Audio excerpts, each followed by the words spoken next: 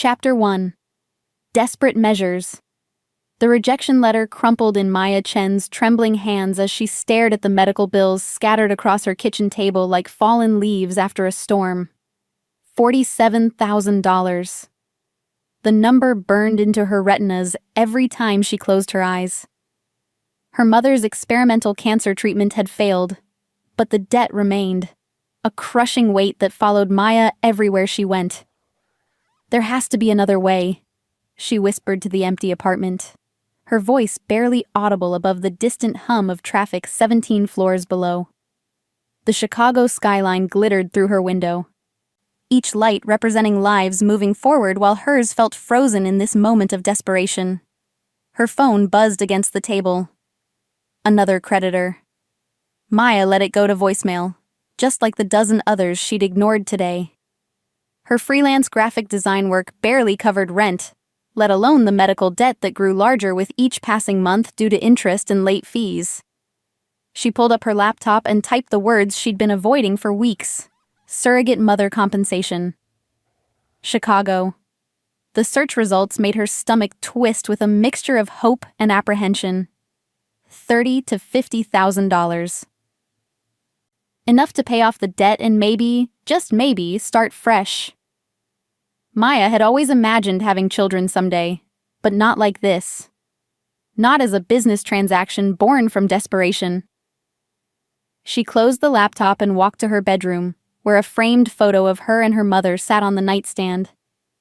Dr. Sarah Chen smiled back at her, the brilliant biochemist who had sacrificed everything to raise Maya alone after her father walked out. "I'm sorry, Mom," Maya whispered, touching the glass. "I know this isn't what you would have wanted for me." But her mother wasn't here to offer guidance anymore, and Maya was drowning. The next morning, Maya found herself in the pristine waiting room of Aurora Fertility Clinic, her palms sweating despite the air conditioning. The receptionist, a woman in her 30s with kind eyes, handed her a clipboard thick with forms. "First time?" the woman asked gently. Maya nodded, not trusting her voice. Around her, other women sat in various stages of what Maya assumed was the same process. Some looked confident, others nervous. A few appeared to be return clients based on how comfortable they seemed with the staff. "Dr. Martinez will explain everything," the receptionist continued. "She's wonderful. Really takes care of our surrogates." Surrogates. The word felt strange applied to herself, like trying on clothes that didn't quite fit. Maya was halfway through the medical history section when a commotion erupted near the clinic's entrance. Raised voices, the sound of expensive shoes on marble flooring, and then, "I don't care what your policies are. I need to speak with Dr. Martinez immediately." The voice was deep, commanding, with an accent Maya couldn't quite place. European, maybe, or something older. It sent an unexpected shiver down her spine, though she kept her eyes focused on the paperwork. Rich people problems, she thought. Probably some CEO angry about scheduling conflicts. "Sir, if you could just wait a moment." "I've been waiting for months." The stranger's voice dropped to a more controlled tone, but Maya could hear the underlying tension. "The contract is very specific about timing. We cannot afford any more delays." Maya glanced up despite herself, and immediately regretted it. The man standing at the reception desk was unlike anyone she'd ever seen. Tall, probably 6'4", with dark hair that looked like he'd run his fingers through it, and olive skin that suggested Mediterranean heritage. He wore a perfectly tailored charcoal suit that probably cost more than Maya made in 6 months. But it was his presence that truly commanded attention. He moved like a predator, controlled and purposeful, as if the very air around him bent to his will. When he turned slightly, Maya caught sight of his profile. Sharp cheekbones, a strong jaw, and eyes so dark they appeared almost black. But there was something else, something that made her primitive brain send warning signals she couldn't explain. This man was dangerous in ways that had nothing to do with money or social status. "Mr. Dracos," Dr. Martinez appeared from a side hallway, her professional smile firmly in place. "I wasn't expecting you today." Dracos. Even his name sounded like it belonged in some ancient legend rather than a fertility clinic in downtown Chicago. "We need to discuss the surrogate situation," he said, his voice pitched low but still audible across the waiting room. The previous candidate proved unsuitable. "Of course. My office?" Maya watched them disappear down the hallway, then forced her attention back to the forms. Whatever drama rich people dealt with in their pursuit of children wasn't her concern. She had her own problems to solve. 20 minutes later, she was seated across from Dr. Martinez in an office that managed to be both professional and warm.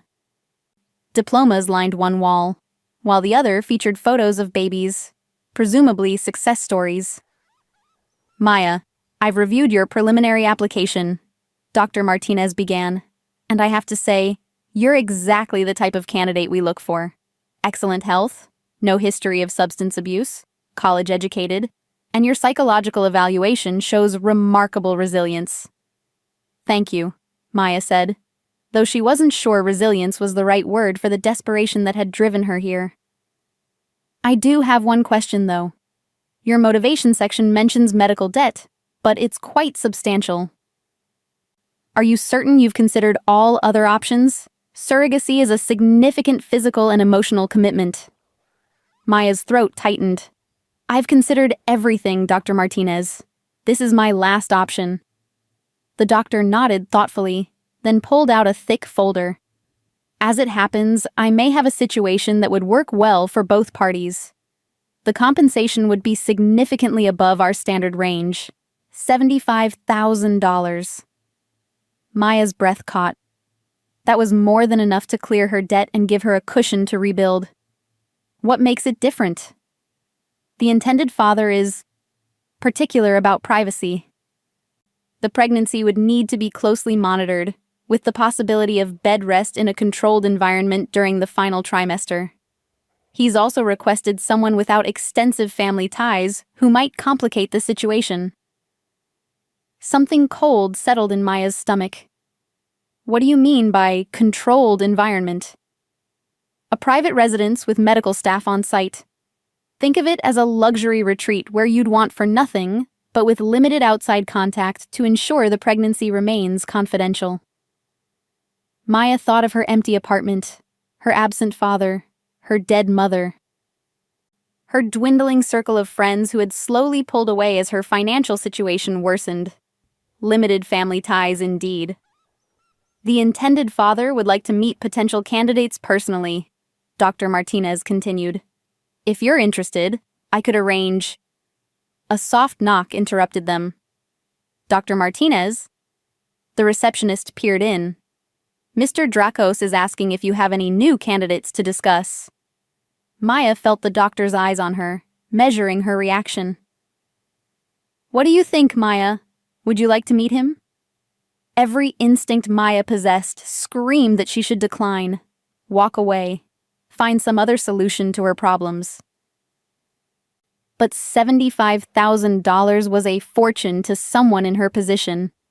And what did she have to lose that she hadn't lost already? "Yes," she heard herself say. "I'd like to meet him."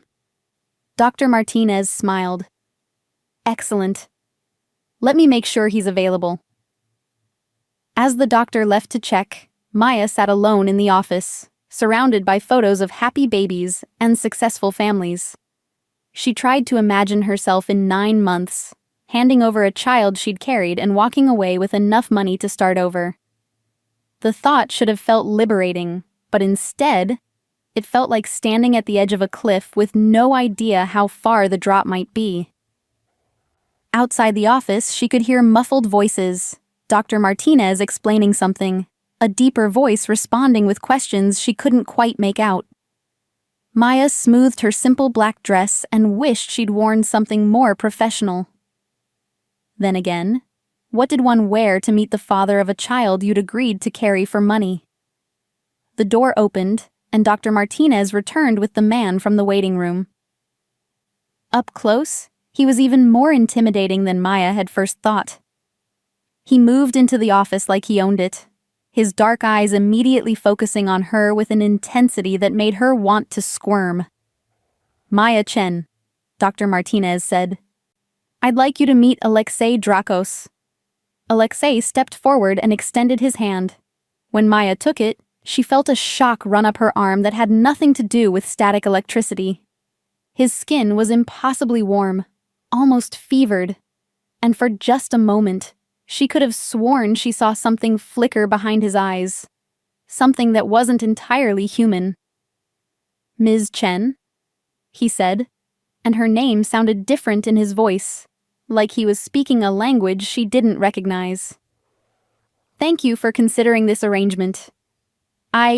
Of course," Maya managed, pulling her hand back and trying to ignore the way her palm continued to tingle. "Dr. Martinez explained the terms." "Did she?" Alexei's gaze never left her face. "And what do you think of them?" There was something in his tone that suggested he was asking about more than just money and medical care. Maya felt like she was being interviewed for a position she didn't fully understand, with stakes higher than anyone was willing to explain. "I think," Maya said carefully, "that I need to know more about what I'd be signing up for." For the first time since entering the room, Alexei smiled. It wasn't entirely reassuring. "An excellent answer," he said. "I believe we have much to discuss." Chapter 2. The Dragon's Bargain. Alexei Drakos studied the woman before him with the calculating gaze of a predator evaluating potential prey. But Maya Chen was not what he had expected. The previous 3 candidates had been eager, almost desperate in their willingness to agree to anything for the substantial compensation he offered. This Maya, met his stare with a directness that surprised him. "Dr. Martinez," he said without taking his eyes off Maya, "might we have some privacy?" The doctor hesitated. "Of course, but I should mention that all our surrogacy arrangements require. I'm familiar with your protocols." Alexei's tone carried the weight of absolute authority. "This will only take a few minutes." After Dr. Martinez left, closing the door behind her with obvious reluctance, Alexei moved to the window overlooking the Chicago skyline. The afternoon sun caught the glass of distant buildings, creating a glittering maze that reminded him uncomfortably of the crystal caves beneath his family's ancestral mountains. "You're not what I expected," he said finally. Maya shifted in her chair. "What did you expect?" "Someone more accommodating." He turned back to face her. "The other candidates were eager to please, quick to agree to any terms I presented. You seem almost reluctant." "Maybe because I'm not sure what I'm getting myself into." Maya's voice held steady, though he could hear her heart racing. Humans always thought they could hide their fear, but to his enhanced senses, emotions rang out like church bells. $75,000 is a lot of money for what should be a standard surrogacy arrangement. Alexei found himself impressed, despite his reservations. "And what would you say if I told you it's not standard?" "I'd say I already suspected that." Maya leaned forward slightly. "The question is whether you're going to tell me why, or whether this meeting ends right here." The defiance in her tone sent an unexpected jolt through Alexei's system. In his world, the world of ancient bloodlines and supernatural politics, no one questioned him directly. He was Alexei Drakos, heir to the European Dragon Court, commander of territories that spanned 3 countries, and powerful enough to level city blocks if sufficiently provoked. Humans bowed and scraped and desperately sought his approval. This woman looked at him like he was simply another person trying to make a deal. "Tell me about your debt," he said instead of answering her question. Maya's jaw tightened. "That's personal." "Not anymore. If we proceed, every aspect of your life becomes my concern for the next 9 months." Alexei moved closer, noting how she didn't shrink back even though he could practically taste her anxiety. Your mother was Dr. Sarah Chen, wasn't she?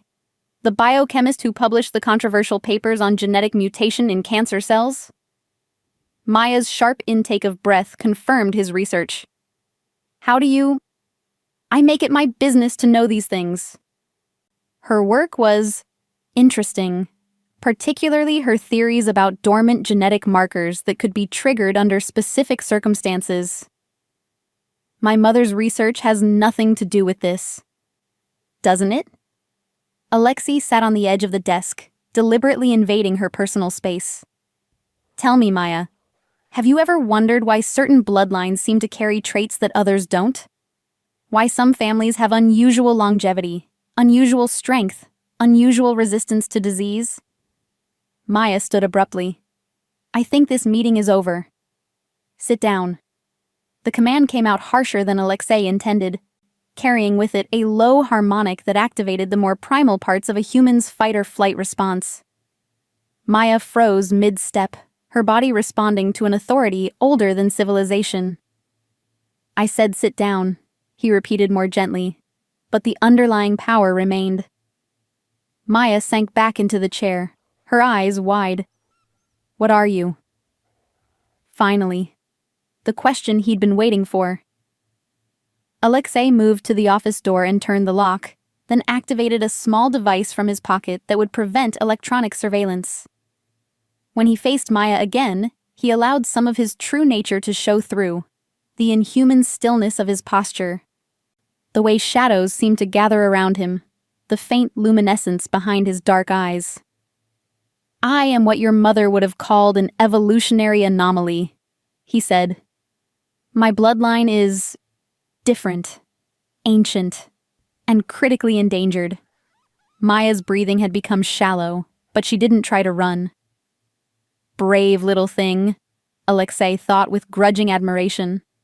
Dragon, she whispered. The word hit him like a physical blow. No human should have been able to identify his nature so quickly. What did you say? You're a dragon shifter. Maya's voice grew stronger as she spoke, as if saying it out loud made it more real. I can see it now. The way you move, the way the temperature changed when you got angry, the way you... She gestured helplessly. God, I sound insane. Alexei studied her with new interest. Most humans couldn't see through the veils that his kind maintained. Even fewer could identify specific supernatural bloodlines. You're not insane, but you are unique. My mother. Maya's eyes widened with understanding. Her research wasn't just theoretical, was it? She was studying real genetic anomalies. People like you. People like us, Alexei corrected. Your mother carried dormant markers, Maya. Recessive genes that date back thousands of years to a time when humans and my kind were... closer. Maya shook her head. That's impossible. Is it? Have you ever found yourself unusually resistant to illness? Able to sense things others can't? Do animals react to you differently than they do to other people? The growing recognition in Maya's eyes told Alexei everything he needed to know. She was beginning to understand, even if she didn't want to accept it. Even if what you're saying is true, Maya said carefully, what does it have to do with surrogacy? Alexei returned to the window, giving her space to process. My kind are dying out. Not from war or disease, but from simple genetics. Pure dragon bloodlines have become so rarefied that conception is nearly impossible. When it does occur, the pregnancies rarely reach term. But with human genetics mixed in, the dormant markers provide stability, a bridge between our species that allows for successful conception and birth. He turned back to her. I've been searching for a suitable candidate for 3 years. Someone with the right genetic markers, the right temperament, the right compatibility. Maya was quiet for a long moment, her hands clasped tightly in her lap. And if I say yes? What happens to the baby? The child would be raised in my world, trained in our ways, prepared to take their place in a society you can't imagine. They would want for nothing, except for their birth mother. The pain in her voice surprised him. Most humans he'd dealt with viewed the transaction in purely financial terms. The child would know they were loved enough to be brought into existence despite impossible odds. Isn't that what every parent hopes for? Don't. Maya's voice sharpened. Don't try to make this sound noble. You're asking me to carry a child for 9 months and then walk away forever. The money doesn't change what that means. Alexei felt a stirring of something he hadn't experienced in decades: shame. In his world of political necessity and species survival, he'd forgotten what the arrangement might mean to the woman actually bearing the child. "You're right," he said quietly. "I'm asking you to sacrifice something precious. But I'm also offering you the chance to save something precious. My entire bloodline." Maya stood and walked to the window, staring out at the city below. The controlled environment Dr. Martinez mentioned. Where would that be? My estate in the mountains of western Colorado. Remote, but comfortable. You'd have access to the best medical care, education, entertainment, anything you wanted except complete freedom. Like a gilded cage. Like a sanctuary. Alexei moved to stand beside her. "Maya, I won't lie to you. There are risks. Dragon pregnancies can be complicated. The child will have abilities that human medicine isn't equipped to handle. That's why the isolation is necessary." "What kind of abilities?" Alexei was quiet for so long that Maya turned to look at him. When their eyes met, she gasped. For just a moment, his human facade had slipped entirely, revealing eyes like molten gold and an otherworldly beauty that made her chest ache. "The kind that could burn down a hospital if not properly controlled," he said simply. Maya backed away from the window. "I need time to think." "Of course. But Maya?" Alexei's voice stopped her at the door. "If you decide to walk away, you'll need to sign some very comprehensive non-disclosure agreements. What you've learned today dies with you." The threat was politely delivered, but unmistakable. Maya met his gaze one last time, and Alexei saw something flicker in her expression. Not fear, but determination. "I'll give you my answer tomorrow," she said. After she left, Alexei remained in the office, staring out at the city lights as they began to twinkle in the gathering dusk. 3 years of searching, and he'd finally found a candidate with the right genetic markers and the strength to survive what was coming. But for the first time since beginning this process, Alexei found himself hoping she would say no. Because Maya Chen was already proving to be far more dangerous to his carefully controlled world than any dragon hybrid baby could ever be. Chapter 3. The Weight of Secrets. Maya's hands shook as she unlocked her apartment door. The conversation with Alexei Drakos replaying in her mind like a fever dream. Dragons. Genetic markers. Ancient bloodlines. 2 hours ago, her biggest concern had been paying off medical debt. Now she was questioning everything she thought she knew about the world. She dropped her purse by the door and went straight to her mother's study, a small alcove off the living room that Maya had left untouched since Dr. Sarah Chen's death 6 months earlier. File cabinets lined one wall, filled with years of research notes, published papers, and correspondence with colleagues around the world. Maya pulled out the bottom drawer, the one marked personal projects, that she'd never bothered to examine. Inside, she found dozens of folders with cryptic labels, recessive activation patterns, historical genetic anomalies, mythological DNA correlations. Her heart hammered as she opened the first folder. Pages of handwritten notes in her mother's precise script, documenting cases of humans with unusual abilities, extraordinary healing rates, and resistance to genetic diseases. At the back of the folder, Maya found photographs, thermal imaging that showed body temperatures far above normal ranges, X-rays revealing bone density that should have been impossible. "What were you really working on, Mom?" Maya whispered to the empty room. The second folder contained correspondence with researchers from around the world, all discussing similar findings. Dr. Elena Vasquez from Madrid had documented a family with unusual longevity, the oldest members living to 147 while maintaining the physical appearance of 60-year-olds. Professor James Morrison from Edinburgh had studied a Scottish clan whose members showed immunity to most viruses and bacterial infections. But it was the third folder that made Maya's blood run cold. Inside, she found her own medical records going back to childhood, each marked with her mother's observations.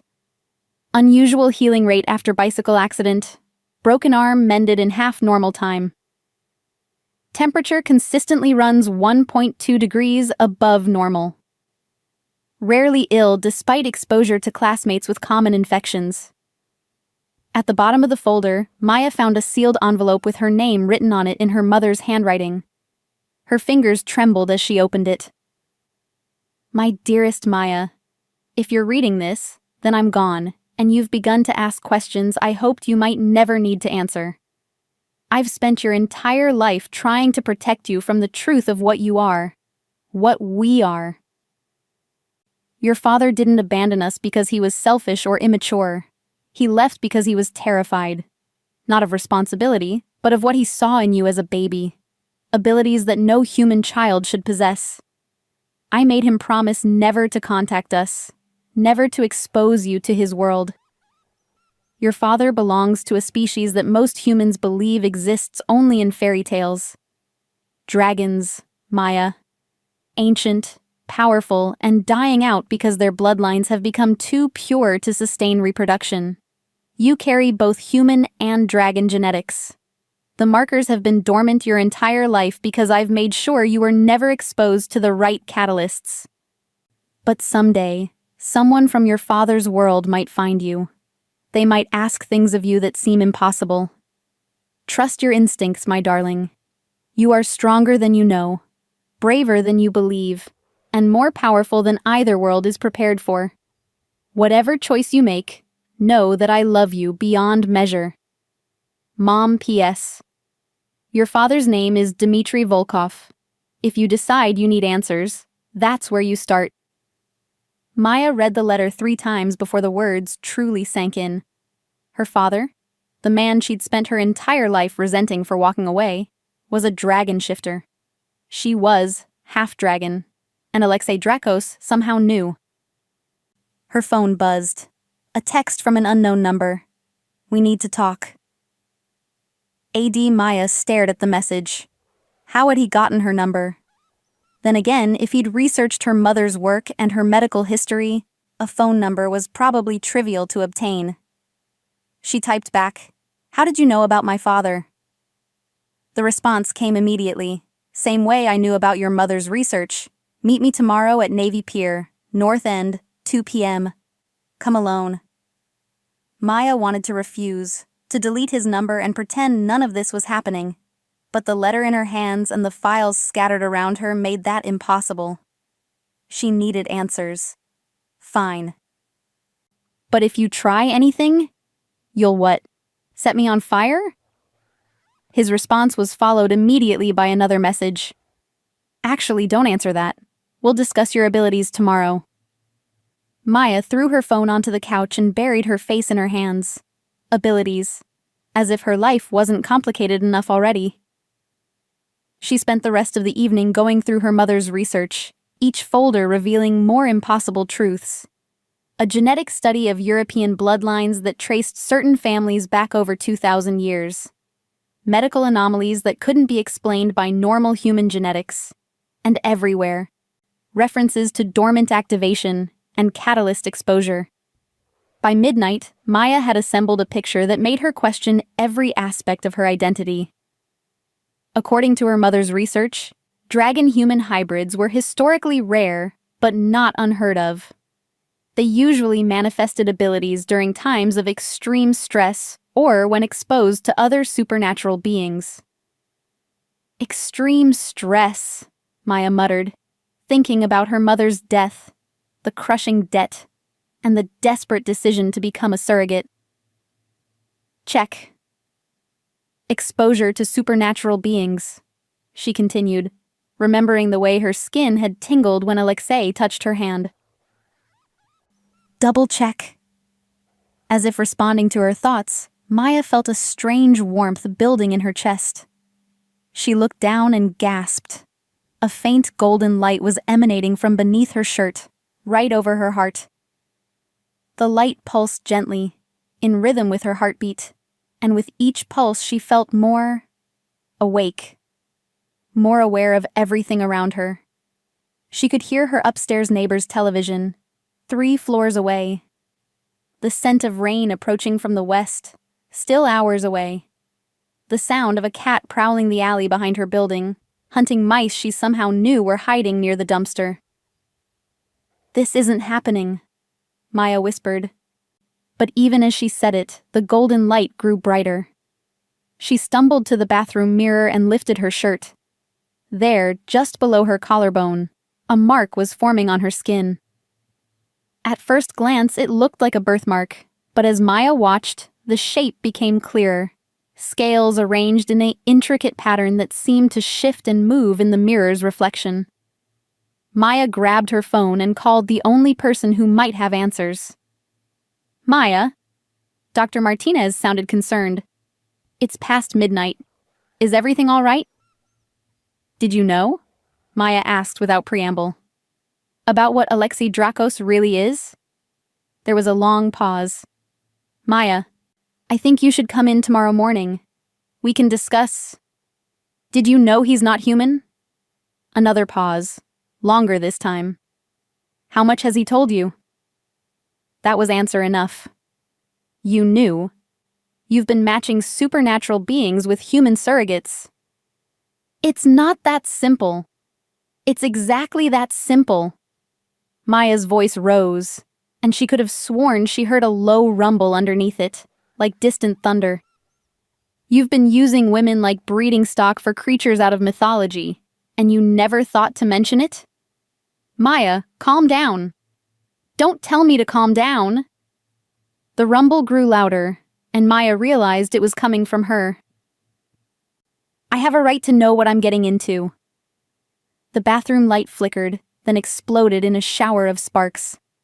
In the darkness, Maya could see her reflection clearly, lit by the golden glow emanating from her skin. Her eyes had changed color. Instead of their usual brown, they now gleamed with flecks of gold. I have to go, Maya whispered into the phone. Maya, don't do anything rash. Come in tomorrow and we'll... Maya hung up and sank onto the bathroom floor, her back against the cool tile wall. The golden light was fading, but she could still feel the power humming beneath her skin, like electricity looking for somewhere to ground. She thought about Alexei's warning that dragon pregnancies could be complicated, that the children could burn down hospitals if not properly controlled. Looking at the shattered remains of her light fixture, Maya was beginning to understand what he meant. Her phone buzzed again. Another text from Alexei. The awakening has begun, hasn't it? I can sense it from here. Don't fight it. Don't try to suppress what you're becoming. We'll talk tomorrow about how to control it. Maya stared at the message, then typed back, How can you sense it? His response made her blood run cold. Because you're not just a surrogate candidate, Maya. You're my mate. The phone slipped from her numb fingers as the full implications hit her. Alexei Drakos hadn't chosen her for her genetic markers or her financial desperation. He'd found her because some primal part of him recognized her as his destined partner. And judging by the way her body was responding to even the thought of him, the way her skin warmed and her heart raced, some primal part of her recognized him too. Maya pulled herself to her feet and looked at her reflection in the darkened mirror. Tomorrow, she would meet with Alexei and demand the full truth. But tonight, she needed to come to terms with a reality that was far stranger and more dangerous than anything she could have imagined. She wasn't just agreeing to carry a dragon hybrid child. She was apparently destined to be claimed by the dragon himself. The question was whether she was strong enough to survive either fate. Chapter 4. The Mate Bond Awakens. Navy Pier on a Tuesday afternoon buzzed with tourists and street performers, but Maya felt isolated in a bubble of nervous energy as she walked toward the north end. The mark on her chest had darkened overnight, now resembling an intricate tattoo of intertwining dragon scales that seemed to pulse with its own inner light. She'd covered it with a high-necked sweater, but she could still feel it burning against her skin. Every step brought new sensory information that her human brain struggled to process. She could smell the fierce sweat of a businessman arguing on his phone 50 yards away. The sound of children laughing near the carousel hit her ears with crystalline clarity. Most disturbing of all, she could sense Alexei's presence like a magnetic pull, drawing her forward even before she spotted him. He stood at the pier's edge, hands clasped behind his back as he stared out over Lake Michigan. Even in simple dark jeans and a black jacket, he commanded attention from passing tourists. Several women had slowed their pace to get a better look at him, but he seemed completely unaware of their interest. As Maya approached, he turned toward her with an expression she couldn't read. "You look different." "I feel different." Maya stopped several feet away, suddenly uncertain. The attraction she'd felt in the clinic had intensified overnight into something that made her skin feel too tight. "What's happening to me?" "The awakening. Your dormant dragon genetics are responding to proximity to your mate." Alexei's voice was carefully controlled, but Maya caught the underlying tension. "It's been suppressed your entire life, but now that we've met..." "You keep saying that word." "Mate." Maya crossed her arms over her chest, trying to ignore the way her body wanted to move closer to him. "What exactly does that mean in dragon terms?" Alexei was quiet for a moment, watching a seagull dive toward the water. "It means our souls are bound by forces older than civilization, that we're genetically, emotionally, and spiritually compatible in ways that transcend choice. So I don't get a say in this?" "You always have a choice, Maya. The bond creates attraction, compatibility, a deep recognition of kinship, but free will remains yours." He finally looked directly at her, and Maya saw something vulnerable in his dark eyes. "Though I should warn you, fighting the bond is painful for both parties." Maya felt a flutter of panic. "How painful?" "Physical aches, emotional instability, difficulty sleeping or concentrating. The longer we're apart, the worse it becomes." Alexei stepped closer, and Maya's entire nervous system seemed to light up in response. "But when we're together..."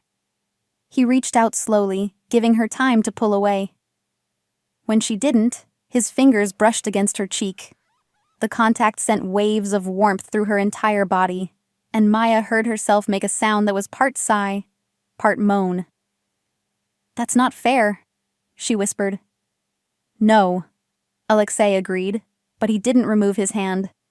Very little about dragon nature is fair by human standards. Maya forced herself to step back, breaking the contact. Immediately, she felt the loss like a physical ache. "Tell me about the baby. Is it yours, biologically?"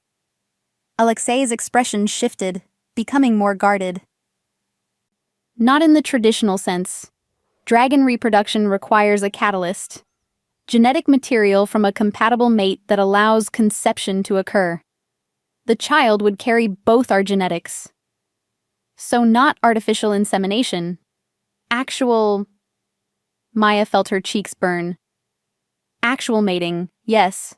Though I should clarify, the process isn't necessarily traditional. Dragon reproduction involves energy transfer as much as physical contact." Maya's scientific mind latched onto the technical details as a way to avoid thinking about the implications. "Energy transfer? Dragons are beings of elemental power. Fire, in my case."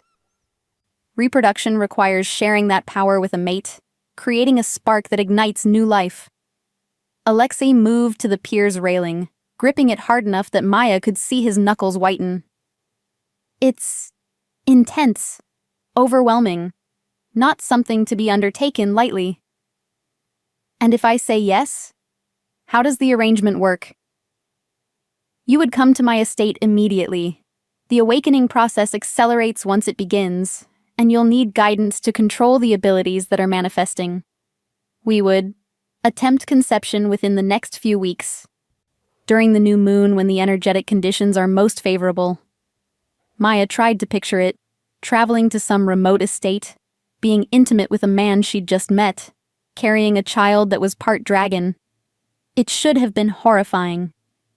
Instead, she found herself considering the logistics. What happens after the baby is born? Alexei's grip on the railing tightened further. That would be negotiable. Something in his tone made Maya study his profile more carefully. Negotiable how? Dragon children bond with their parents immediately after birth. Separating a newborn from its mother can be traumatic for all involved. He turned to meet her eyes. I may have initially intended for this to be a purely transactional arrangement, but the mate bond complicates things. Complicates them how? I won't be able to let you go, Maya. Not after mating, not after the baby is born. The bond will make separation nearly impossible to bear. Maya felt like the pier was tilting beneath her feet. So, if I agree to this, I'm not just agreeing to carry a baby. I'm agreeing to... what? Become your permanent mate? Eventually, yes, though the timeline would be entirely up to you.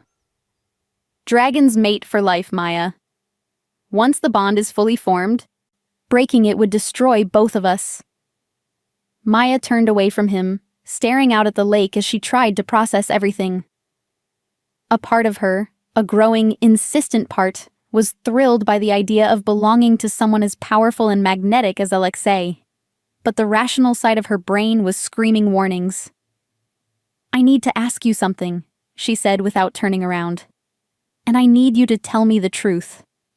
Always. Did you choose me because I'm your mate, or did I become your mate because you chose me? Alexei was quiet for so long that Maya finally turned to look at him. His expression was troubled, almost pained. I don't know, he admitted. I've been searching for a compatible surrogate for 3 years. When Dr. Martinez showed me your file, something about your genetic markers called to me in a way the others didn't. But I didn't recognize the mate bond until I saw you in person. That's not exactly reassuring. Maya. Alexei moved closer again, and she could feel the heat radiating from his skin. I won't lie to you about what I am, or what I'm asking. I'm a dragon, ancient, powerful, and possessive in ways that human relationships don't account for. If you agree to this, you're not just signing up to carry my child. You're agreeing to be mine in every way that matters.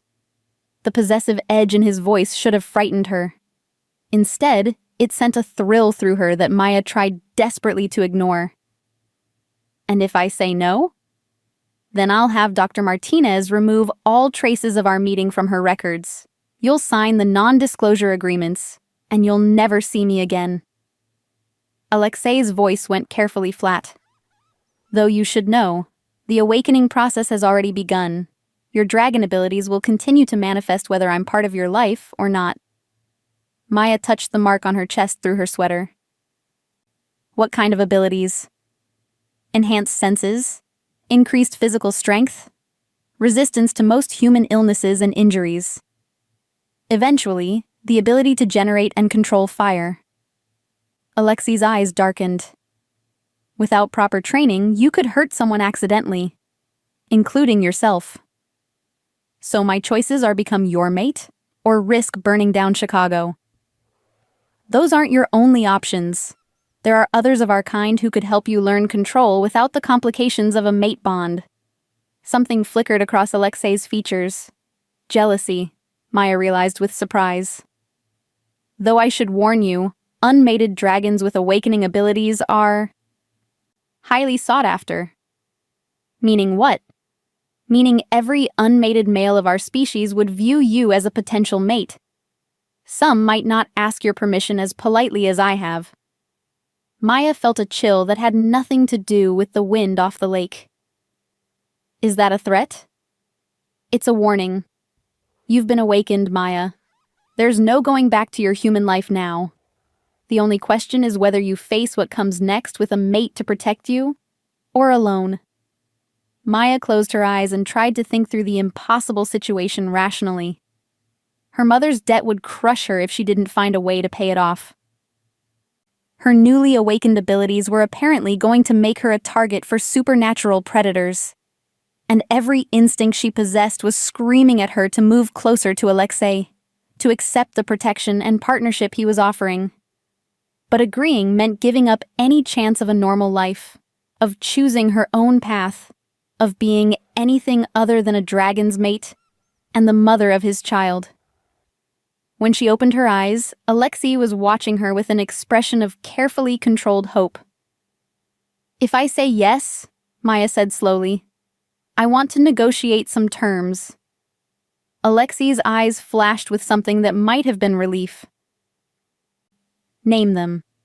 First, I want time to research dragon culture and customs before we attempt conception. I'm not going into this blind. Agreed. Second, I want guarantees about my safety and treatment. Whatever your world is like, I won't be a prisoner. You would be my honored mate, not a captive. Though I should mention, dragon estates tend to be remote for security reasons. You might feel isolated. Maya nodded, filing that away for future consideration. Third, I want to know about my father. Everything you know about Dmitry Volkov and why he left. Alexei's expression grew troubled. That may be more complicated than you realize. Why? Because Dmitry Volkov isn't just any dragon, Maya. He's a member of the Russian dragon court, and one of my family's oldest enemies. Alexei's voice went deadly quiet. If he learns that you're carrying my child, it could start a war. Maya stared at him in shock. You knew who my father was when you chose me. I suspected. The genetic markers were consistent with Volkov bloodlines, but I couldn't be certain until the mate bond manifested. Alexei ran a hand through his dark hair. Maya, I need you to understand. This situation is more dangerous than I initially realized. If you agree to this arrangement, you'll be placing yourself in the middle of a conflict that's been brewing for centuries. Maya felt like she was standing at the edge of an abyss, with no safe path forward or back. But as she looked at Alexei, at the careful control in his posture, the barely contained power in his dark eyes, and the vulnerability he was trying to hide, she realized her choice had been made the moment she'd walked into that clinic. When do we leave for Colorado? She asked. Alexei's entire body seemed to relax. Tonight, if you're willing. The sooner we get you somewhere safe, the better. Then I guess I should go pack. As they walked back toward the main part of the pier, Alexei fell into step beside her, close enough that she could feel the heat of his body. Maya tried to ignore the way every cell in her body seemed to sing with contentment at his nearness. She was about to become the mate of a dragon and the mother of a child that might start an ancient war. The rational part of her mind was still screaming that she'd lost her sanity, but as Alexei's hand brushed against hers and sent sparks racing up her arm, Maya couldn't bring herself to care about sanity anymore. Some risks were worth taking, even if they burned your entire world down in the process. Chapter 5. Into the Dragon's Domain. The private jet that waited for them at O'Hare was unlike anything Maya had ever seen. Sleek black exterior with no visible airline markings, an interior that looked more like a luxury hotel suite than an aircraft cabin. As she settled into a leather seat that probably cost more than her monthly rent, Maya wondered if she was making the biggest mistake of her life. Alexei sat across from her, his attention focused on a tablet displaying what looked like security reports. Even dressed casually in dark jeans and a charcoal sweater, he radiated an authority that made the flight crew treat him like visiting royalty, which, Maya was beginning to suspect, he might actually be. "Tell me about your family," she said as the plane taxied toward the runway. Alexei glanced up from his tablet. "What would you like to know?" "Everything. If I'm going to be part of your world, I should understand the politics involved." Maya buckled her seatbelt as the plane began to accelerate. "Start with the dragon courts you mentioned." Alexei was quiet until they were airborne, the lights of Chicago falling away beneath them. Dragons are organized into geographical courts: European, Asian, American, and Australian. Each court governs the supernatural territories within their region and maintains the balance between our world and the human one. Governs how? Resource allocation, territorial disputes, enforcement of the laws that keep our existence secret from humans. Alexei's expression grew more serious. Each court is ruled by a council of elders, with the most powerful families holding hereditary seats. Maya felt a chill of understanding. "And you're one of those families." The Draco's bloodline has held a seat on the European Council for over 2,000 years. "My father is currently the court's military commander." Alexei set aside his tablet and gave Maya his full attention, which is why the situation with your father is so problematic. "Explain." Dmitry Volkov represents the Russian branch of the European Court. 50 years ago, there was a disagreement about expansion into human-dominated territories.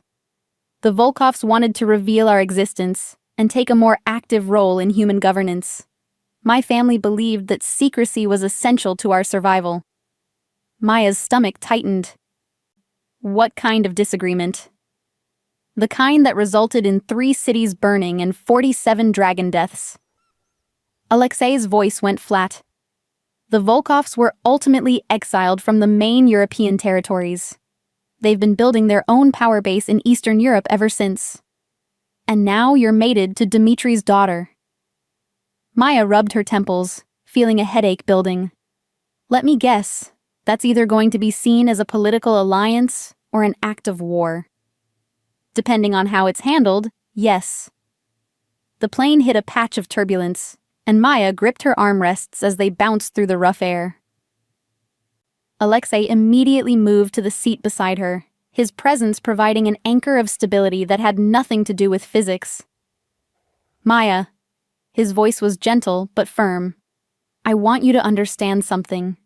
Whatever political complications arise from our mating, they won't change how I feel about you or my commitment to protecting you." "How you feel about me?"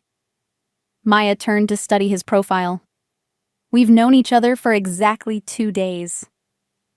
The mate bond doesn't follow human timelines. What I feel for you..."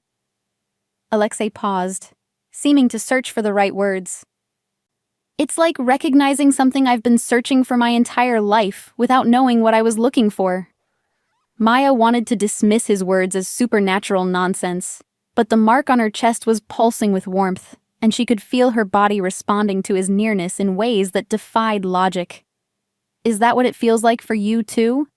Recognition?" "Among other things." Alexei's hand covered hers on the armrest, and Maya felt the now familiar spark of connection. "What do you feel when I touch you?" Maya closed her eyes, trying to analyze the sensations objectively. "Like coming home. Like every cell in my body has been waiting for exactly this contact." She opened her eyes to find Alexei watching her with an intensity that made her breath catch. "It's terrifying." "Why terrifying?" "Because it's not a choice. This thing between us, it's bigger than anything I can control or understand." Maya pulled her hand away, immediately missing the contact. "I've spent my entire life trying to be independent, to make my own decisions. Now I'm being driven by instincts I didn't know I had." Alexei was quiet for a long moment. Would it help to know that I feel equally out of control? Do you? Maya, I've commanded armies. I've negotiated treaties that shaped the supernatural world for decades. I've never in my life felt uncertain about a decision. Alexei's voice dropped to barely above a whisper. Until I met you. Something in his tone made Maya look at him more carefully. Beneath his controlled exterior, she could see the tension in his shoulders, the way his hands clenched and unclenched as if he was fighting not to reach for her. What are you uncertain about? Whether I have the right to ask this of you. Whether I'm strong enough to protect you from what's coming. Whether you'll still want to be here when you understand what being my mate actually means. Maya felt her heart skip. What does it mean? It means you'll be a target for every enemy my family has made over 2 millennia. It means your children will inherit obligations and dangers you can't imagine. It means your life will never be entirely your own again. Alexei turned to face her fully. But it also means you'll never be alone, never be unprotected, never be unloved. You'll be the most important person in my world, Maya. Everything I am, everything I have, everything I can become, it all belongs to you. The intensity in his voice sent shivers through Maya's entire body.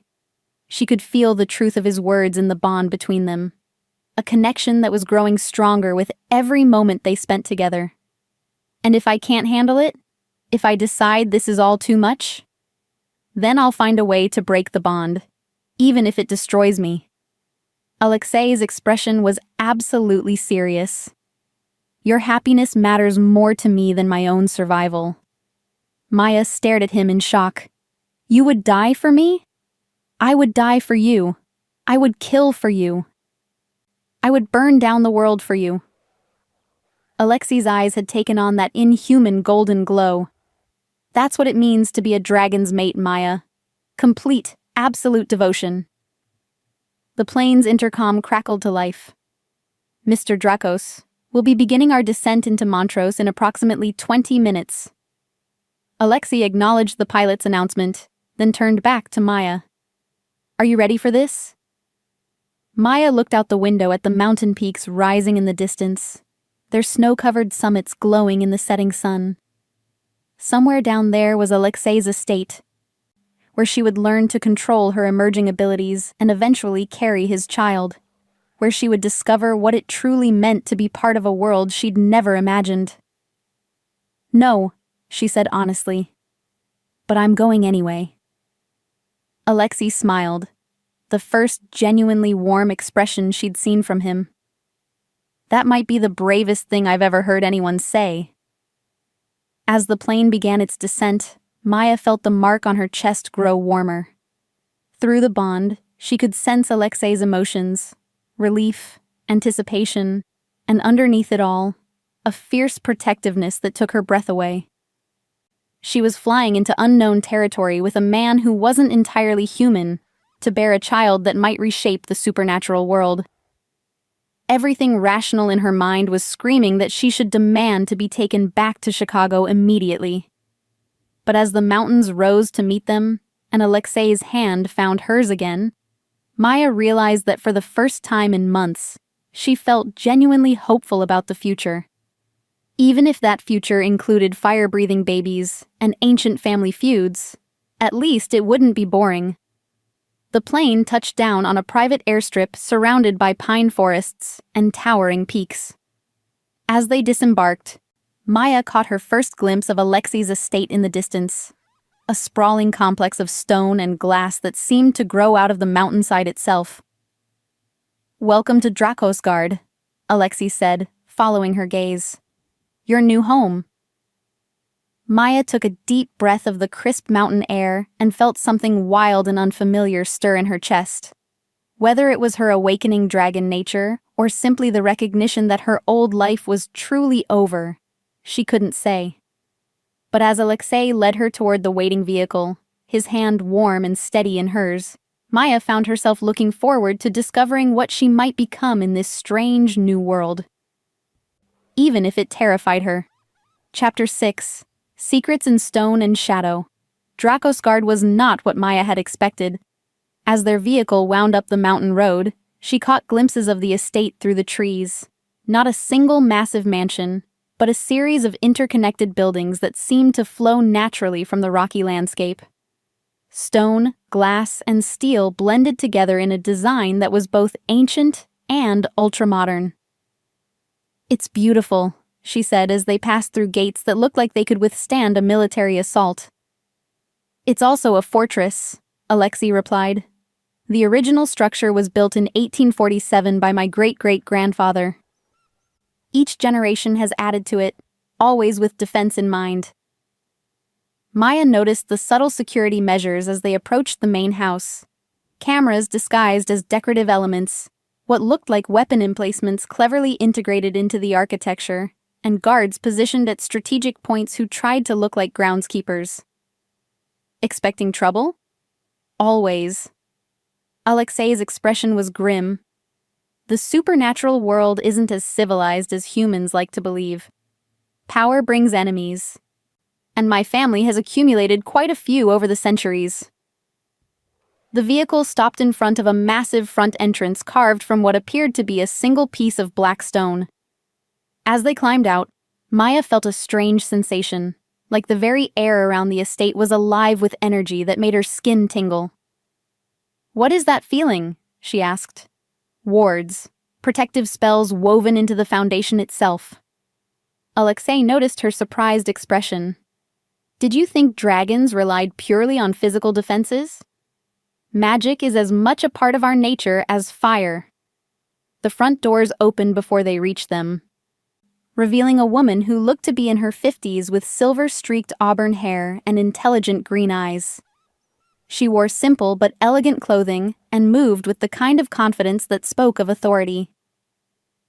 "Maya," Alexei said, "I'd like you to meet Helena Vasquez, my estate manager and one of my oldest friends. Helena, this is Maya Chen." Helena stepped forward with a warm smile. "Welcome to Drakosgard, my dear. I hope your journey wasn't too tiring." Maya shook her offered hand and felt a subtle spark of recognition. "You're not human either." Helena laughed, a rich sound that echoed off the stone walls. "Observant?" "No, I'm not. Spanish witch bloodline, 3rd generation. I've been managing Alexei's various properties for almost 30 years. Helena knows everything about dragon culture that I don't," Alexei added. "She'll be invaluable in helping you understand our world." As they entered the main hall, Maya's breath caught. The ceiling soared 40 feet above them, supported by arches that seemed to be carved from living rock. Enormous windows looked out over the mountain valley, and a fireplace large enough to roast a whole elk dominated one wall. But it was the artwork that truly captured her attention. Tapestries and paintings that depicted scenes of dragons in both human and shifted forms, some clearly ancient, others more contemporary. "These are incredible," Maya said, moving closer to examine a painting that showed a massive golden dragon soaring above a medieval city. "Family history," Alexei said simply. "Dragons have always been artists as well as warriors. We believe in preserving our stories." Helena touched Maya's arm gently. "Would you like to see your rooms first? Or would you prefer a tour of the estate?" "Rooms plural?" Maya looked between Helena and Alexei.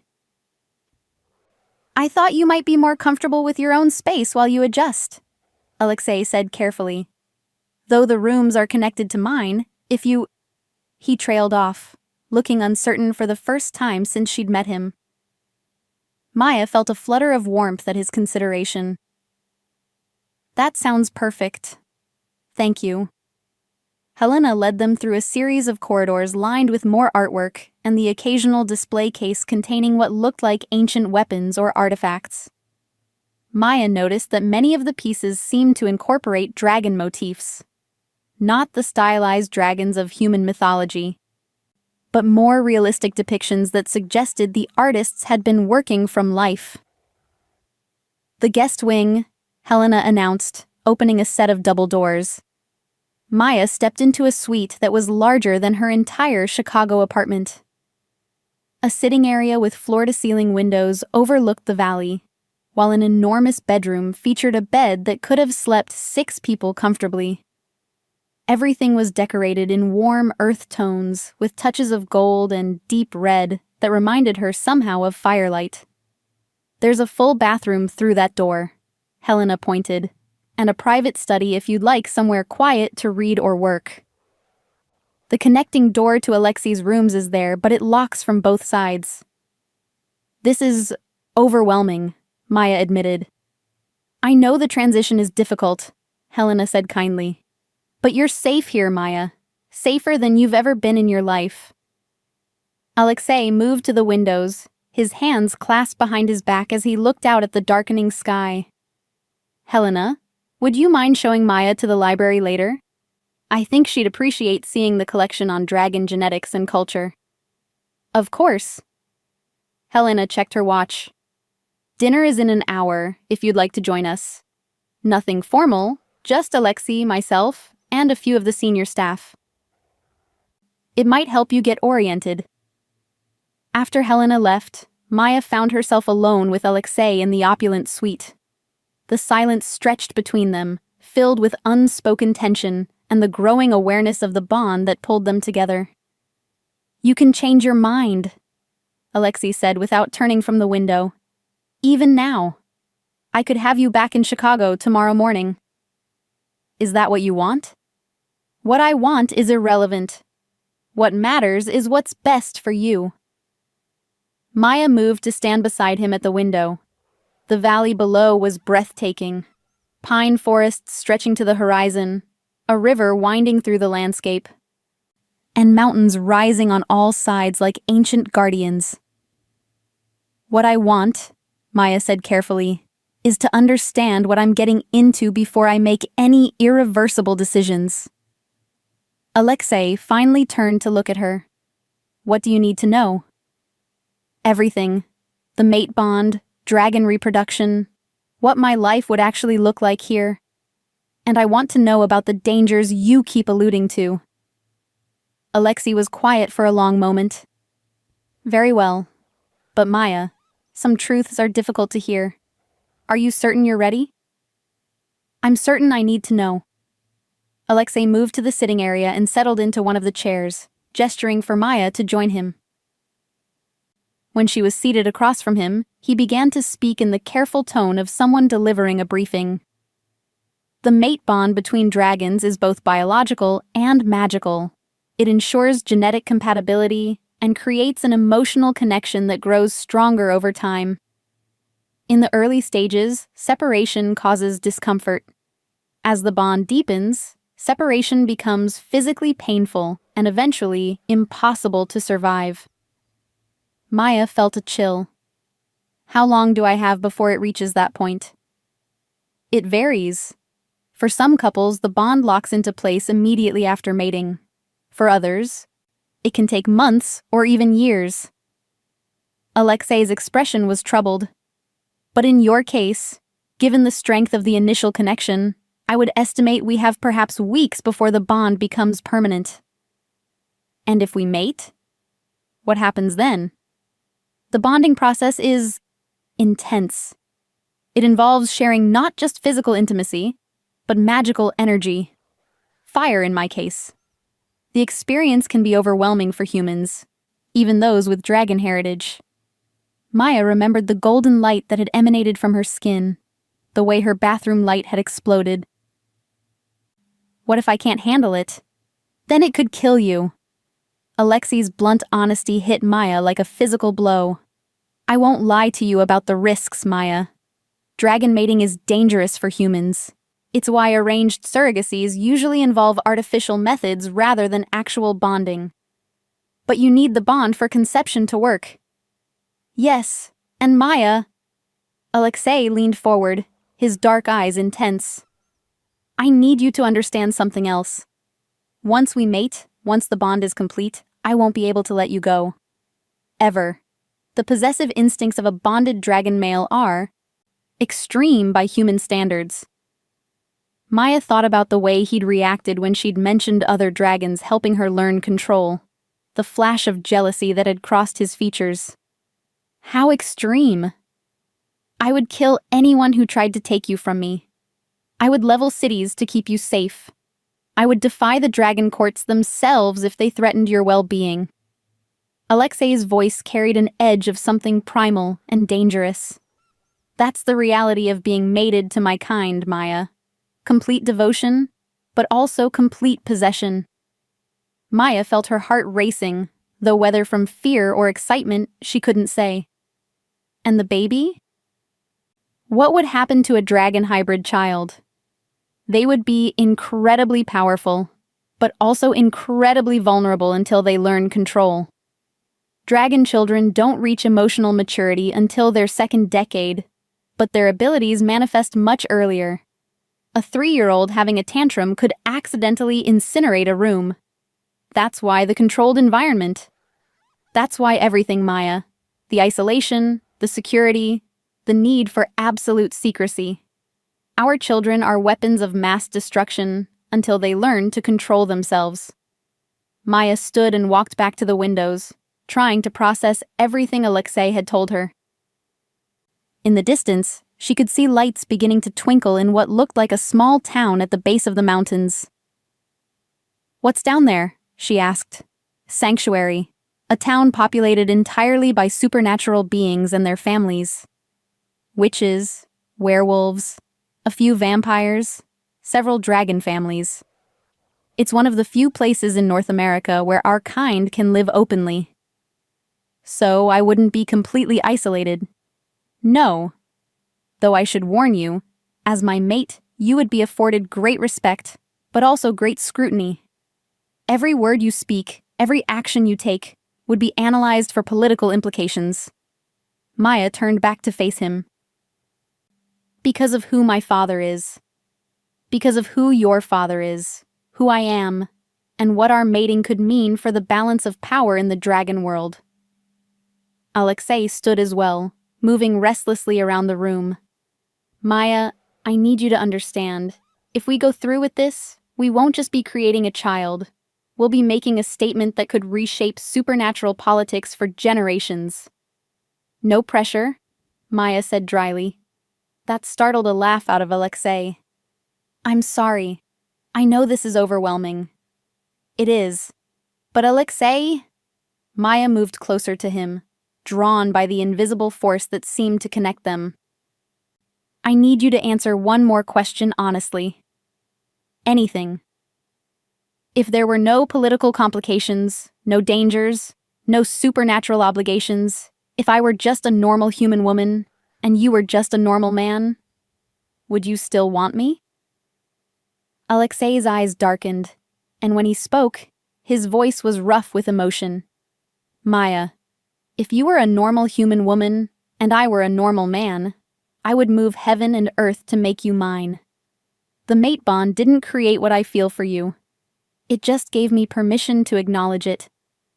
The sincerity in his voice broke down the last of Maya's emotional defenses. She reached out and touched his face. Feeling the warmth of his skin and the slight tremor that ran through him at her contact. Then I think, she said softly, we should go to dinner and start figuring out how to make this work. Alexei caught her hand and pressed it more firmly against his cheek. Are you certain? No, but I'm willing to try. As they prepared to join Helena for dinner, Maya caught sight of herself in a mirror and was startled by what she saw. Her eyes had flecks of gold that hadn't been there that morning, and there was something different about her posture. More confident, more aware. The awakening was accelerating, just as Alexei had warned. She was changing, becoming something new and unknown. The question was whether she would like what she became.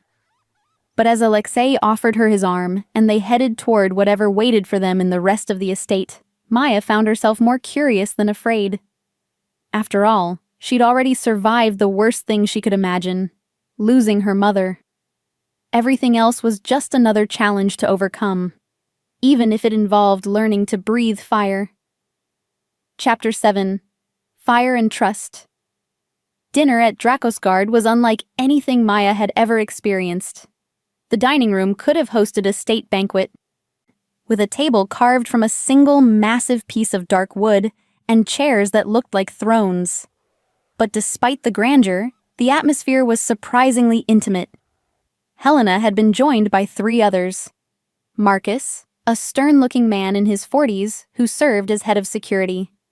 Dr. Elena Reyes, a sharp-eyed woman who introduced herself as the estate's physician. And surprisingly, a teenager named Jamie, who couldn't have been more than 16.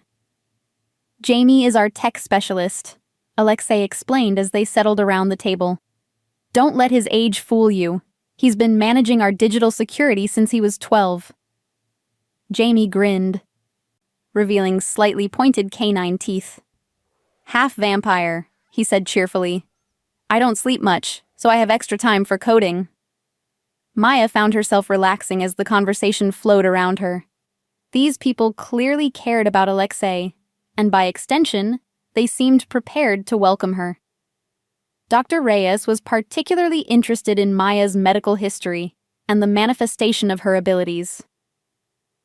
The golden light you described is classic dragon awakening, she said between courses. Your body is learning to channel elemental energy. Have you experienced any temperature fluctuations? I run warmer than normal, Maya admitted. It's been getting more pronounced since yesterday. That's to be expected. Dragon hybrids typically manifest fire abilities gradually, starting with increased body temperature and progressing to actual flame generation. Dr. Reyes made a note on her phone. We should start you on control exercises immediately. The last thing we want is an accidental combustion. Accidental combustion? Maya nearly choked on her wine. It's rare, Alexei said quickly. But emotional outbursts can trigger involuntary fire manifestation in newly awakened dragons. That's why the controlled environment is so important. Speaking of which, Marcus interjected, we need to discuss security protocols. Maya, I'll need to brief you on the estate's defenses and emergency procedures. Given the political implications of your presence here, we can't take any chances. Maya felt a familiar flutter of anxiety. What kind of political implications? Helena and Alexei exchanged a look. Perhaps we should save that discussion for after dinner, Helena suggested gently. But Jamie, with the casual brutality of youth, spoke up. Words already spreading through the supernatural community that Alexei's found his mate. Half the dragon courts are probably mobilizing as we speak. Jamie? Marcus said sharply. What? She should know what she's walking into. Jamie turned to Maya with an expression that was far too mature for his apparent age. Your father's faction has been looking for an excuse to challenge the European court for decades. Finding out that their exiled prince's daughter is mated to Alexei Drakos? That's not just an excuse, that's a declaration of war. The dining room fell silent except for the soft crackling of the fire in the enormous hearth.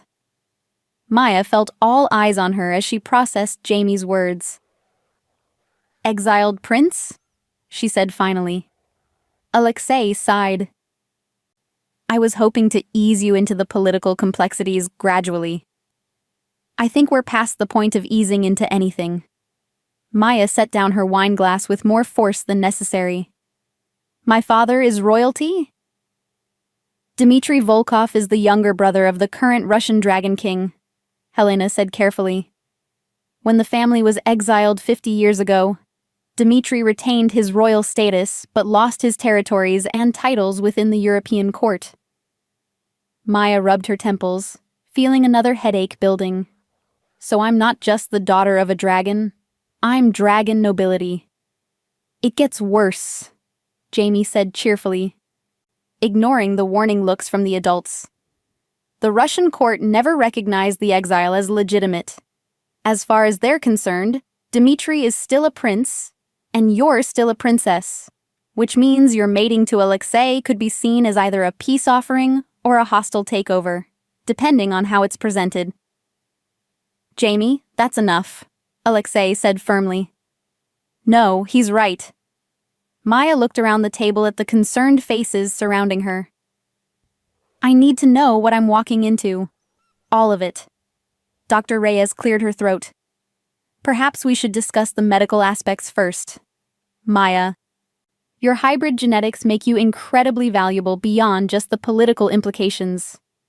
Dragon human children are extraordinarily rare and typically possess abilities that exceed those of either parent species, such as enhanced healing, immunity to most toxins and diseases, the ability to shift between human and dragon forms, and fire generation that can reach temperatures exceeding 3,000 degrees Fahrenheit. Dr. Reyes's clinical tone made the incredible information sound almost mundane. A child with your genetics and Alexi's would be one of the most powerful supernatural beings born in the last century. Maya felt like the room was spinning, and every dragon court would want to control that power. Or eliminate it, Marcus added grimly. Not everyone believes that dragon-human hybrids should exist. Some of the older, more traditional families view mixed bloodlines as an abomination. Enough. Alexei's voice carried enough authority to silence the table. Maya doesn't need to be overwhelmed with worst-case scenarios on her first night here. But Maya was already standing, her chair scraping against the stone floor. I need some air. She walked quickly toward the doors leading to what looked like a terrace, vaguely aware of Alexei calling her name. But she needed space to think, to process the magnitude of what she'd gotten herself into. The terrace overlooked the valley, now bathed in moonlight. Maya gripped the stone railing and tried to slow her racing heart. Princess. Royal bloodlines. Children powerful enough to reshape the supernatural world. War. She heard footsteps behind her but didn't turn around. I should have told you about your father's status gradually, Alexei said quietly. You think? Maya's voice was sharper than she intended. God, Alexei, I thought this was complicated when it was just about carrying a dragon baby. Now I find out I'm potentially starting an international incident? Maya, no. She spun to face him. I need you to stop protecting me from information I need to make informed decisions. No more gradual revelations. No more gentle easing into political complexities. If I'm going to do this, I need to know everything. Alexei studied her face in the moonlight. Everything? Everything. He was quiet for a long moment, then nodded. Very well, but not out here, where conversations can be overheard. Come with me. He led her back through the house, past the dining room where the others were still seated, down a corridor she hadn't seen before. At the end of the hallway, he opened a door that revealed a circular room lined floor to ceiling with books. My private study, Alexei said, closing the door behind them and activating what looked like the same privacy device he'd used at the fertility clinic. Everything we say here remains between us.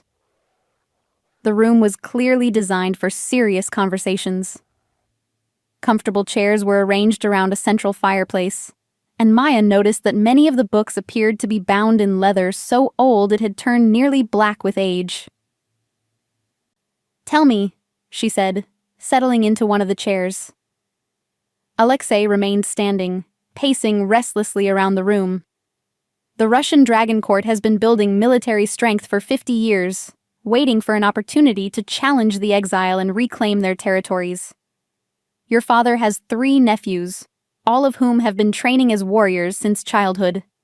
The current Russian king is in poor health and unlikely to live another decade. And when he dies? Succession politics become very complicated.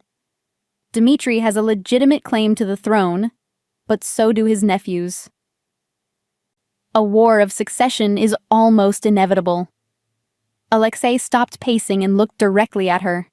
But if Dmitri has a grandchild with impeccable European court connections, I become a bargaining chip in a succession war. Maya felt sick, and my child becomes a potential heir to a throne. Yes? What about your family? How do they feel about you mating with the daughter of an exiled prince? Alexei's expression grew troubled. They don't know yet. I've been delaying the formal announcement until after the mating is complete. Because they'd try to stop it? Because my father would view it as a strategic alliance and want to control every aspect of our relationship from that perspective. Alexei's voice carried bitter experience. And my mother would see you as a threat to the family's status within the European court. Maya leaned back in her chair, overwhelmed. So we're not just dealing with your enemies. We're dealing with your family, too. My family aren't enemies, Maya, but they are complicated. Dragons tend to view relationships in terms of power dynamics and political advantage. The concept of mating for love is relatively foreign to them. But not to you? Alexei stopped pacing and looked at her with an expression of such intensity that it took her breath away. Nothing about what I feel for you has anything to do with politics or strategic advantage. You could be a homeless human with no connections whatsoever, and I would still move heaven and earth to make you mine. The sincerity in his voice sent warmth flooding through Maya's chest. She could feel the mate bond responding to his emotion, drawing her toward him with an almost magnetic pull. Show me, she said impulsively. Show you what? Your dragon form. I want to see what you really are. Alexei went very still. Maya, that's not... The transformation can be overwhelming for humans to witness. And right now, with your abilities awakening, seeing my true form could trigger an involuntary manifestation of your own fire. I'm not afraid of you, Alexei. You should be. When I'm in dragon form, the possessive instincts are much stronger. I might not be able to control myself around you. Maya stood and moved closer to him, drawn by an instinct she was only beginning to understand. I trust you. Maya, I trust you, she repeated, reaching out to touch his face. And I need to see all of who you are before I make my final decision. Alexei caught her hand against his cheek, his eyes closing briefly. If I shift, if you see my true form, there's no going back. The mate bond will lock into place permanently. I know. You could die, Maya.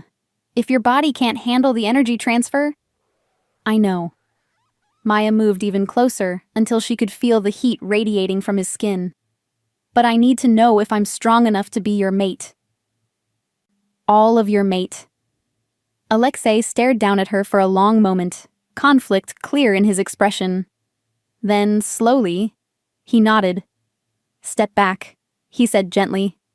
And Maya, whatever happens, don't try to suppress your fire. Let it come naturally. Maya moved to the far side of the room and watched as Alexei began to change. The transformation was unlike anything she could have imagined. Not a painful shifting of bone and muscle, but a fluid expansion of form and energy that filled the room with heat and light. In place of the man stood a dragon that defied every human conception of the mythical creatures. Alexei's dragon form was enormous, easily 20 feet from nose to tail, with scales that shifted between black and deep red like moving shadows. His eyes were molten gold, and when he moved, power seemed to ripple through the air around him. He was beautiful, terrifying and alien and utterly magnificent. And Maya felt her own fire answer his call. Golden light erupted from her skin as every dormant gene in her DNA awakened at once. But instead of pain, she felt only exhilaration as power flowed through her like liquid sunlight. She was changing, becoming something more than human, and for the first time in her life, she felt complete. When the light faded, Maya found herself face to face with a dragon whose massive head was tilted in what looked like surprise. I'm okay, she whispered, and was startled to hear her own voice carrying harmonics that hadn't been there before. Alexei, I'm okay. The dragon moved closer, careful not to knock over any furniture, and gently touched her forehead with his snout. The contact sent waves of emotion through the mate bond, relief, wonder, and a possessive satisfaction that should have frightened her, but instead felt like coming home. Maya reached up and placed her hands on either side of Alexei's great head, marveling at the warmth of his scales and the intelligence in his golden eyes. "You're beautiful," she said softly. The answering rumble that came from his chest was pure contentment. When Alexei shifted back to human form, Maya found herself pulled immediately into his arms. The kiss that followed was nothing like their previous gentle contact. It was claiming, desperate, and filled with the fire that now burned in both their veins. "The bond is complete," Alexei said against her lips. "You're mine now, Maya. Completely and forever." Maya should have been terrified by the possessive edge in his voice. Instead, she felt only rightness. "Then I guess," she said, smiling up at him, "we'd better start planning a wedding. Because if she was going to be a dragon's mate and a potential target in supernatural politics, she was going to do it properly, even if it meant learning to breathe fire." Chapter 8. The Mark of Fire. Maya woke the next morning in her own bed, but everything felt different. The world seemed sharper, more vivid, as if someone had turned up the contrast on reality itself. She could hear conversations happening 3 floors below, smell breakfast cooking in what must be a kitchen several hundred yards away, and feel the emotional undercurrents of everyone in the house like a constant background hum. But most disorienting of all was the constant awareness of Alexei's presence through the connecting door. She could feel his emotions, contentment, protectiveness, and an underlying current of desire that made her skin warm in response. The mark on her chest had changed overnight. What had been a simple pattern of scales was now an intricate design that seemed to move and shift when she wasn't looking directly at it. Golden veins branched out from the central pattern, creating a network that looked almost like circuitry made of light. A soft knock on the connecting door interrupted her examination. "Maya, are you awake?" "Come in," she called, pulling on a robe. Alexei entered carrying a breakfast tray, and Maya was struck again by how different he looked in the morning light. There was something more settled about him, more at peace, as if completing the mate bond had resolved some internal tension she hadn't even realized he'd been carrying. "How do you feel?" he asked, setting the tray on the small table by the windows. "Different, more everything." Maya joined him at the table, noting that he'd brought enough food for both of them. "Is this normal?" "The sensory enhancement is typical after bonding. Your dragon genetics are fully active now, which means your nervous system is processing information at a much higher level." Alexei poured coffee for both of them, and Maya caught the faint tremor in his hands. "Any discomfort? Headaches, nausea, unusual fatigue?" "No, I feel energized, actually. Like I could run a marathon or climb a mountain." Maya studied his face, noting the careful control in his expression. "You're worried about something." Alexei was quiet for a moment, then reached across the table to take her hand. "Last night, when you manifested fire for the first time, you generated temperatures exceeding 4,000 degrees. That's unusual for a newly awakened hybrid." "Is that bad?" "It's unprecedented. Most dragon hybrids take months to reach that level of power output. You achieved it in minutes." Alexei's thumb traced patterns on her palm. "It suggests that your abilities are going to be significantly stronger than we anticipated." Maya felt a flutter of unease. "Meaning what, exactly?" "Meaning we need to accelerate your training. Helena has arranged for a specialist to arrive this afternoon, someone who works specifically with newly awakened supernatural beings." Before Maya could respond, her phone buzzed with an incoming call. The display showed Dr. Martinez's name. "I should take this," Maya said, but Alexei's grip on her hand tightened. "Maya, you need to be very careful what you say. Dr. Martinez is trustworthy, but phone conversations can be monitored." Maya nodded and answered the call. Dr. Martinez? Maya, thank goodness. I've been trying to reach you since yesterday evening. The doctor's voice was strained. Are you all right? Are you somewhere safe? I'm fine. I'm at Alexi's estate in Colorado. Good. Maya, I need you to listen carefully. There have been inquiries about you. People asking questions about your genetic profile, your family history, your current location. Maya's blood ran cold. What kind of people? The kind that make me very nervous. Maya, I think there may have been a security breach in our files. I've contacted law enforcement, but given the unusual nature of the situation... Dr. Martinez, Maya interrupted, how much do they know? Everything in your file. Medical history, genetic markers, contact information. Maya, these people knew details about your mother's research that weren't in any of our records. They had to have gotten that information from somewhere else. Maya looked at Alexei, who was listening intently to her side of the conversation. His expression had gone hard, dangerous. Doctor, I need you to destroy my files. All of them. And I need you to take a vacation somewhere far from Chicago until this situation resolves itself. Maya, what aren't you telling me? What kind of danger are you in? The kind that's bigger than both of us. Please, just trust me and disappear for a while. After Maya hung up, Alexei was already moving toward the door. We need to brief Marcus immediately. If someone's been investigating you through human channels, it means they don't have direct access to supernatural intelligence networks. Is that good or bad? Bad. It means we're dealing with rogue actors rather than official court representatives. Alexei's voice was grim. Rogues don't follow the diplomatic protocols that keep supernatural conflicts from spilling into the human world. They found Marcus in what appeared to be a high-tech command center hidden behind an innocent-looking door marked Storage. Banks of monitors showed feeds from cameras placed throughout the estate and surrounding mountains, while sophisticated-looking equipment hummed quietly in the background. We have a problem, Alexei announced without preamble. Marcus looked up from a computer terminal, his expression instantly alert.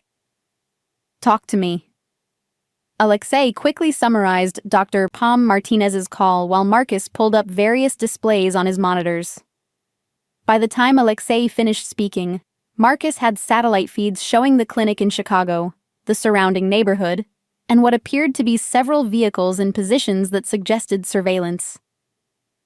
Professional operation, Marcus said grimly. They've had the clinic under observation for at least 12 hours, possibly longer. Can you identify who's running it? Working on it. Marcus's fingers flew over his keyboard. But, Alexei, we have a more immediate problem. Long-range sensors picked up aircraft entering our airspace about an hour ago. 3 helicopters, flying in formation, approaching from the northeast. Maya felt her newly awakened senses reach out instinctively, and to her surprise, she could actually feel the approaching aircraft like distant points of heat against her consciousness. I can sense them, she said, startling both men. Marcus stared at her. That's impossible. They're still 40 miles out. Maya's manifestation last night was... exceptional, Alexei said carefully. Her abilities are developing faster than anticipated. How much faster? Marcus asked. Before anyone could answer, alarms began sounding throughout the house. Marcus turned back to his monitors, cursing under his breath. The helicopters just accelerated. ETA 15 minutes, and they're not responding to our standard warnings to alter course.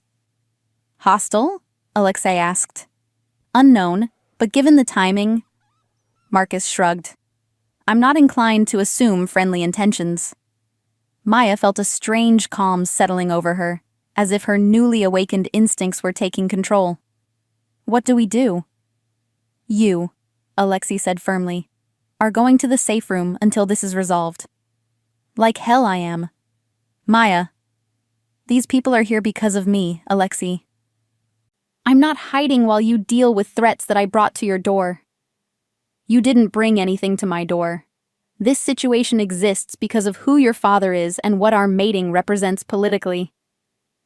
Alexei's voice carried the edge of command. You're too valuable to risk. I'm not a fragile human anymore, Maya shot back, feeling heat building in her chest. You said it yourself. My abilities are unprecedented. Maybe it's time to find out what I can actually do.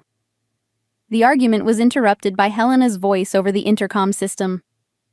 Alexei, we have a situation in the valley. Jamie's picked up communications chatter suggesting that the helicopters are just a distraction. Marcus cursed and switched to a different set of monitors.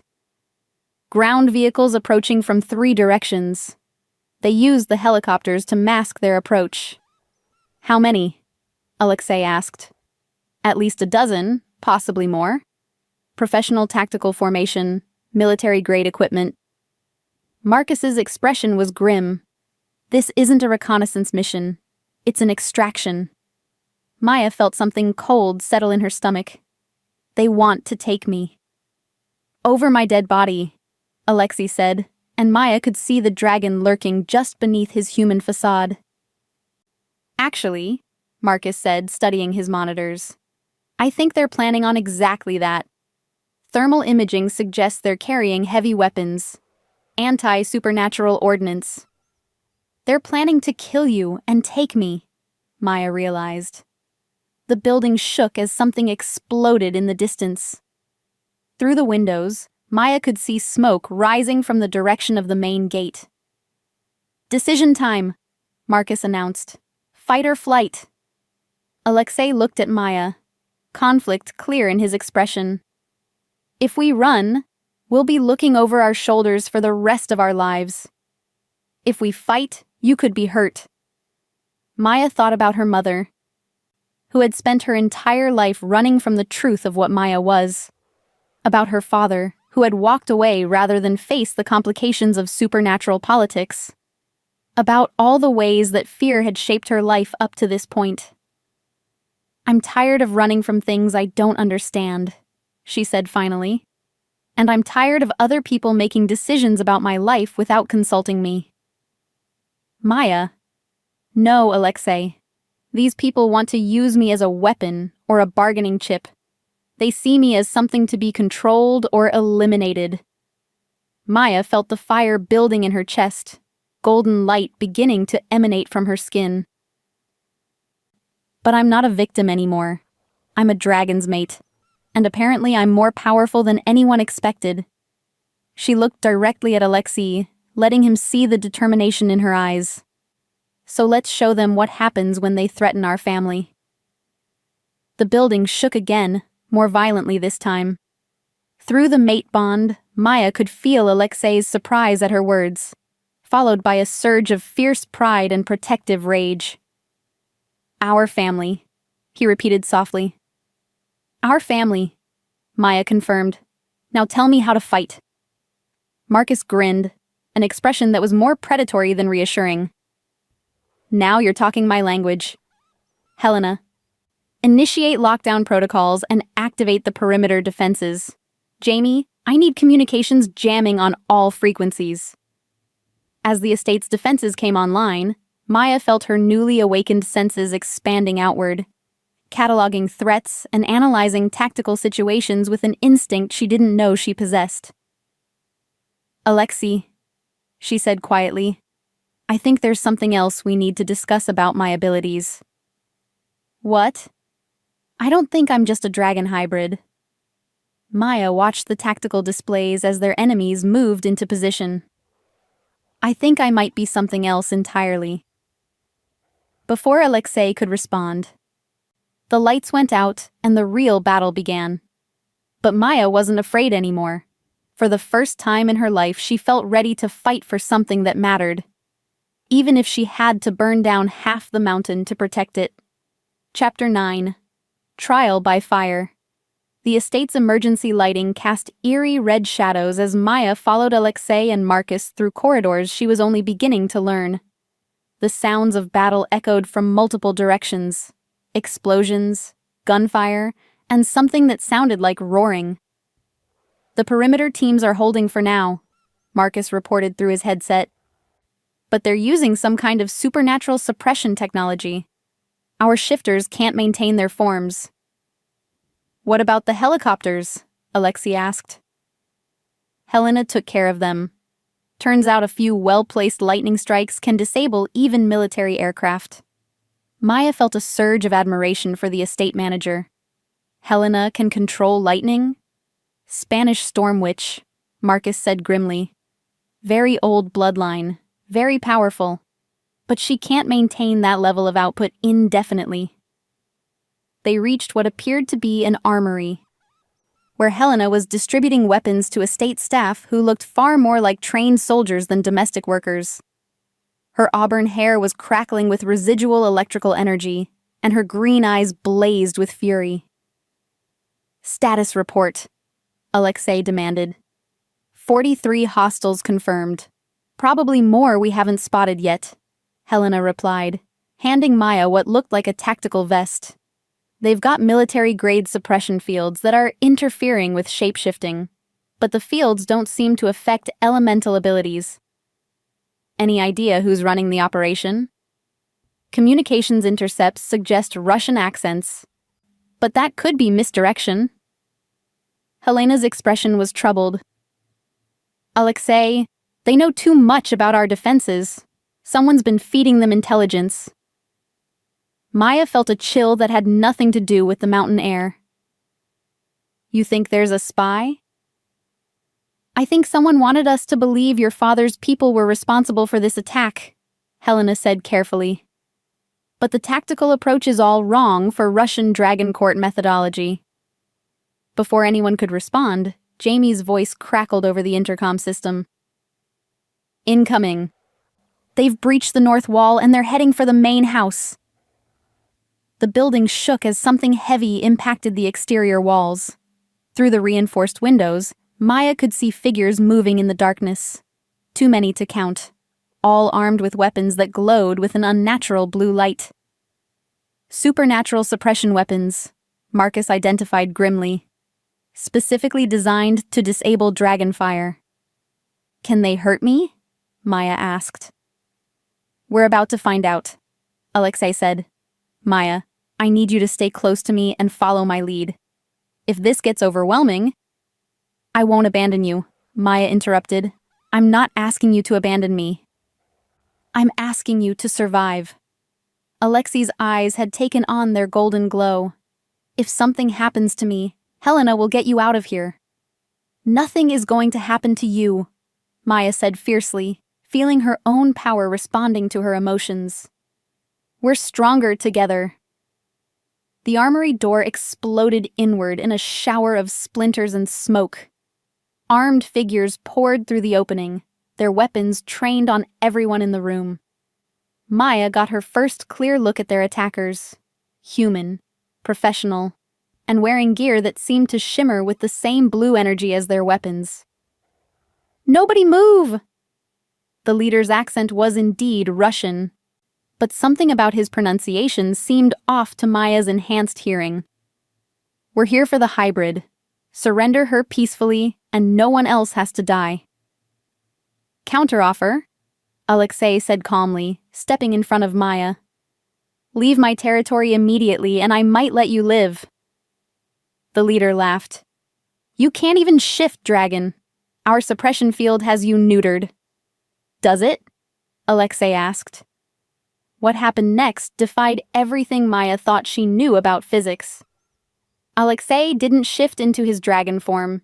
Instead, he became something else entirely. His human shape remained, but fire erupted from his skin like living armor. His eyes blazed with molten gold, and when he spoke, his voice carried harmonics that made the walls themselves vibrate. "You should have done your research more carefully," he said. The suppression weapons fired simultaneously, blue energy lancing toward Alexei. But instead of disabling his abilities, the beams seemed to be absorbed by his fire armor, making him glow even brighter. "Impossible," the leader breathed. "Maya, Alexei said without turning around. "Show them what happens when they threaten a dragon princess." Maya felt something unlock inside her at his words. The fire that had been building in her chest exploded outward. But instead of the golden flames she'd manifested before, this fire was white-hot and seemed to bend reality around it. The suppression weapons turned to slag in the attackers' hands, and their protective gear simply vaporized. The humans stumbled backward, terror replacing confidence as they realized they'd walked into something far beyond their understanding. "You're not human," the leader said, staring at Maya in shock. "No," Maya agreed, feeling power flowing through her like molten starlight. "I'm really not." The battle that followed was unlike anything Maya could have imagined. Alexei moved through their attackers like a force of nature, his fire armor protecting him from their weapons while allowing him to disable them without killing. Maya found herself able to anticipate their movements, redirect their attacks, and create barriers of flame that herded them exactly where she wanted them. But it was when the reinforcements arrived that Maya truly understood what she was becoming. More helicopters appeared outside, these ones larger and carrying what looked like heavy weapons. As they opened fire on the estate, Maya felt something primitive and furious awaken in her consciousness. "Enough," she said quietly. The word carried power that made everyone in the room freeze. Maya walked to the shattered window and looked up at the aircraft hovering overhead. She could see the pilots through the cockpit windows, could sense their fear as they realized their weapons weren't having the expected effect. Maya raised her hand toward the nearest helicopter and simply stopped its engines. Not with fire or force, but with will itself. The aircraft fell from the sky like stones, their systems failing as Maya's power overwhelmed every piece of technology within a half-mile radius. "Maya," Alexei said carefully, "you need to pull back your power. You're affecting our own systems." Maya looked around and realized he was right. Every electronic device in the room had shut down, and the air itself seemed to be shimmering with heat distortion. "I don't know how," she admitted. It was Helena who moved first, approaching Maya slowly with her hands raised. "Focus on my voice," she said gently. "Elemental power responds to emotional control. Find your center. Find your calm." Maya closed her eyes and tried to follow Helena's guidance. Slowly, gradually, she felt the power settling back into whatever reservoir it had emerged from. When she opened her eyes, the remaining attackers were unconscious on the floor, and her friends were staring at her with expressions of awe and concern. "Well," Marcus said finally, "that was educational." "Maya," Alexei said, moving to her side, "what you just did, that wasn't dragon fire." "I know." Maya looked at her hands, which were still glowing faintly with residual power. "I don't think I'm just a dragon hybrid, Alexei. I think I might be something that hasn't existed for a very long time." "What do you mean?" Maya thought about her mother's research, about genetic markers that traced back thousands of years, about abilities that exceeded anything in the historical records. "I think," she said slowly, "I might be what dragons were before they became dragons. Something older, something more powerful." Helena's sharp intake of breath confirmed Maya's suspicions. "Elemental Prime," the witch whispered. "The theoretical first generation of supernatural beings. They were supposed to be extinct." "Apparently not," Maya said. The sound of approaching vehicles interrupted their conversation. Marcus quickly checked his monitors, then relaxed. "Friendly reinforcements," he announced. "Looks like word of the attack reached some of our allies." But Maya wasn't paying attention to the new arrivals. Through the mate bond, she could feel Alexei's shock, wonder, and growing concern. "What is it?" she asked. "If you're truly an elemental prime," Alexei said carefully, then this attack wasn't about kidnapping you for political leverage. It was about eliminating a threat to the established order. What kind of threat? The kind that could reshape the entire supernatural world, Helena said grimly. Elemental primes weren't just powerful, Maya. They were the genetic source from which all other supernatural species evolved. If you can access those abilities, I could theoretically give birth to the next stage of supernatural evolution, Maya finished, understanding flooding through her. Which means, Marcus added, that every faction with an interest in maintaining the status quo is going to want you dead. Maya looked around at the destroyed armory, at the unconscious attackers, at the people who had risked their lives to protect her. She thought about the child she was supposedly going to carry, about the political implications of her existence, about all the ways her life had become impossibly complicated. Then I guess, she said finally, we'd better start planning for war. Because if the supernatural world wanted to treat her as a weapon, Maya was going to make sure she was the most dangerous weapon they'd ever encountered. And anyone who threatened her new family was going to learn exactly what an elemental prime could do when properly motivated. The question was whether even Alexei would be able to handle what she was becoming. But as he moved to stand beside her, his hand finding hers, Maya felt the mate bond pulse with absolute certainty. Whatever she became, whatever power she manifested, Alexei would be there to help her control it. And together, they would be unstoppable. Chapter 10. The Prince's Gambit. 3 days after the attack, Dracosgard buzzed with activity as supernatural dignitaries arrived for what Helena diplomatically called an emergency consultation. Maya watched from her window as vehicles wound up the mountain road, some carrying representatives from various dragon courts, others bringing allies from the broader supernatural community. Nervous? Alexei asked, entering her sitting room with 2 cups of coffee. Terrified, Maya admitted. I'm about to meet people who could decide whether I'm an asset or a threat to be eliminated. They've already decided you're an asset, Alexei said, settling beside her on the window seat. The question is whether they'll try to control you or work with you.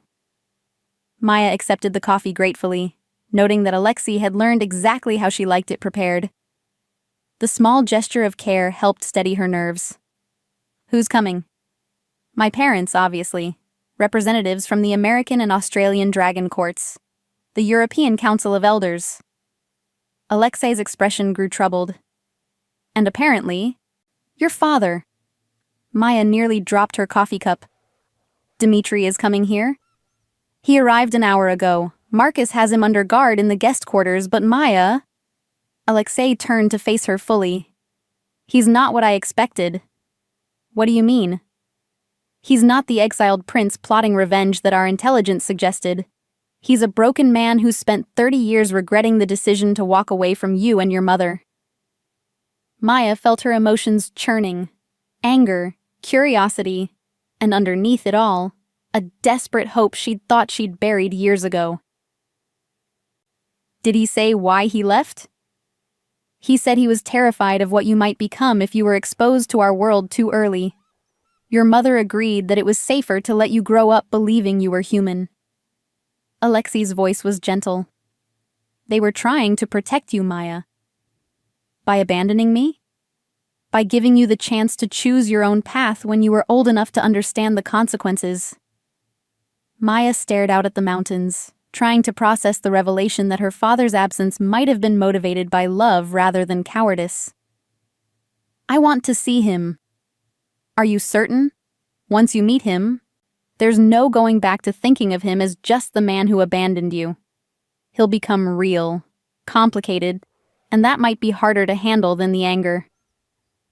Maya thought about it for a moment, then nodded. I need to know who he is, and he needs to know who I've become. They found Dmitri Volkov in the estate's formal library, staring at a portrait of Alexei's great-grandfather with an expression of profound sadness. Maya's first thought was that he looked exactly like what she'd imagined an older version of herself might look like. The same dark hair with premature silver, the same stubborn jawline, the same eyes that seemed to see too much. "Papa," she said softly, using the Russian word without conscious thought. Dmitri turned, and Maya saw his face crumple with emotion. "Mayushka, my little star." For a moment, they simply stared at each other across 30 years of separation. Then Dmitri opened his arms, and Maya found herself crossing the room to accept an embrace that felt like coming home and losing herself simultaneously. "I'm sorry," Dmitri whispered against her hair. "I'm so sorry, little star. Every day I stayed away was agony. But your mother and I thought—" "I know," Maya said, surprising herself by meaning it. Alexei explained. When they separated, Dmitri kept his hands on her shoulders, studying her face with wonder. "You're so beautiful, so strong. Your mother would be so proud." "She left me research," Maya said, "about what I am, what we are." Dmitri's expression grew troubled. "And what do you think you are, daughter?" "Something that's going to change everything." Maya stepped back, allowing her power to manifest just enough that golden light flickered beneath her skin. The attack 3 days ago proved that there are people who want to control or eliminate what I represent.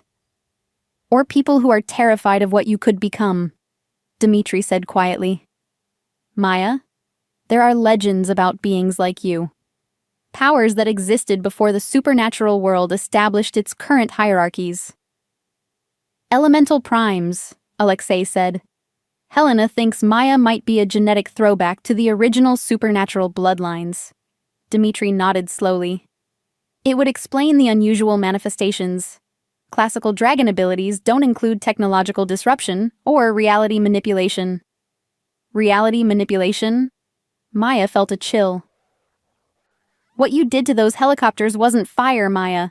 You imposed your will on the physical laws governing their engines. That's not elemental power. That's something far more fundamental." Before Maya could respond, Helena appeared in the doorway. "I'm sorry to interrupt, but the formal meeting is about to begin. Maya, everyone is waiting." The estate's main conference room had been transformed into something resembling a supernatural United Nations.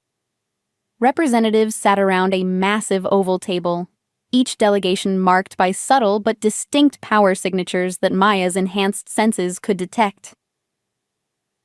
At the head of the table sat a woman who radiated authority like heat from a forge. Tall, elegant, with silver hair and eyes like molten steel, she was clearly Alexei's mother. Beside her, a man who looked like an older, more weathered version of Alexei studied Maya with calculating intelligence. "Lady Elena Drakos," Helena murmured in Maya's ear, "and Lord Commander Vasilios Drakos, European court nobility, and not particularly thrilled about this situation." Maya took her seat beside Alexei, noting how the other representatives tracked her every movement. Some looked curious, others concerned, and a few appeared openly hostile. "Ladies and gentlemen," Lady Elena said without preamble, "we're here to discuss a situation that could fundamentally alter the balance of power in our world.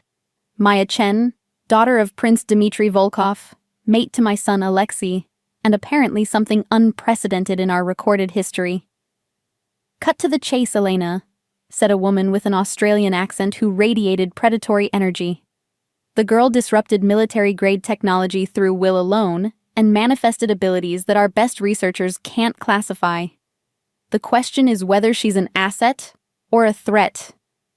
"She's family," Alexei said firmly. "And anyone who treats her as anything else will answer to me."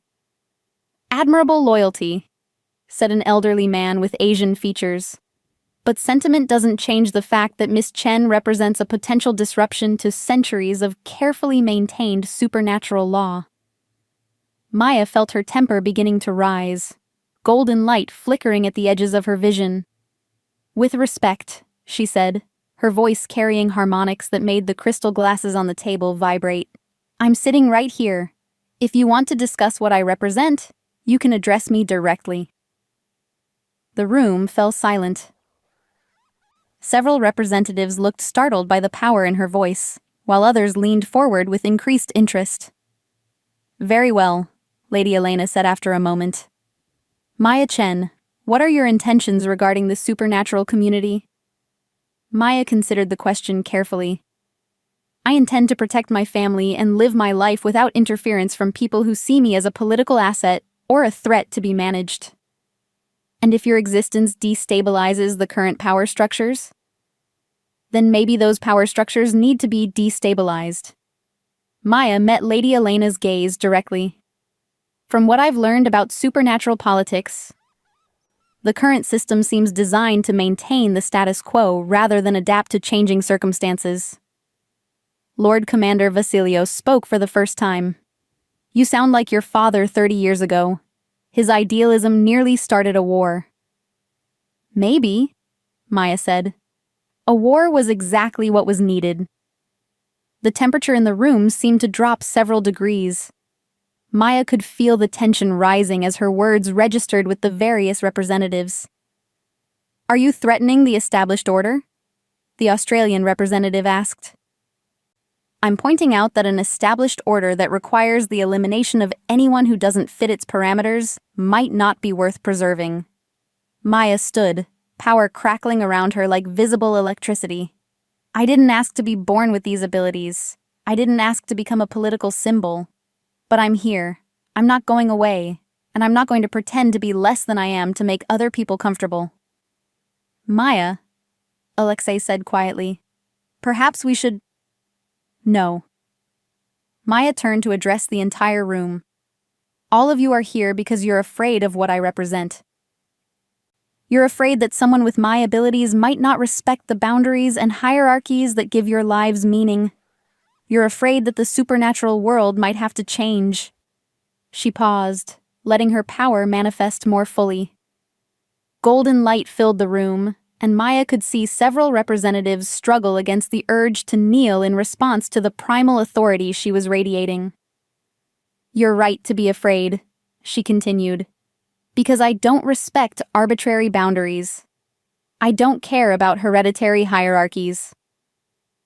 And I have no intention of limiting myself to make other people feel safe." "Then what do you want?" Lady Elena asked, and Maya heard genuine curiosity beneath the steel in her voice. "I want to mate with Alexei and have children who will be raised to use their abilities responsibly. I want to live without constantly looking over my shoulder for people who think I'm too dangerous to exist. And I want the supernatural community to stop treating change as a threat and start seeing it as an opportunity." Maya looked around the room at the various representatives. "I'm not going to overthrow your governments or destroy your institutions. But I'm also not going to pretend to be something I'm not to preserve systems that were built to exclude people like me." She sat back down, the golden light fading. "So the question isn't what I'm going to do to your world. The question is whether your world is ready to evolve." The silence that followed was broken by slow applause from Dmitri. "Beautifully said, little star. You have your mother's diplomatic skills and your father's revolutionary spirit." And, Lord Commander Vasilios added thoughtfully, "enough power to enforce whatever decisions you make." Which brings us to the practical question of how to proceed. "I propose," Lady Elena said, "a formal alliance. Maya remains free to develop her abilities and live her life as she chooses, but agrees to serve as a consultant on matters that affect supernatural security. In exchange, the Dragon Courts provide protection and resources." "And recognition," Dmitri added. "Maya should be granted formal status as a princess of the Russian court and a lady of the European court. If she's going to be a political figure, she should have the protections that status provides." Maya looked at Alexei, who nodded encouragingly. "What would that mean, practically?" "It means," the Australian representative said with what might have been respect, that anyone who threatens you would be declaring war on some very powerful allies.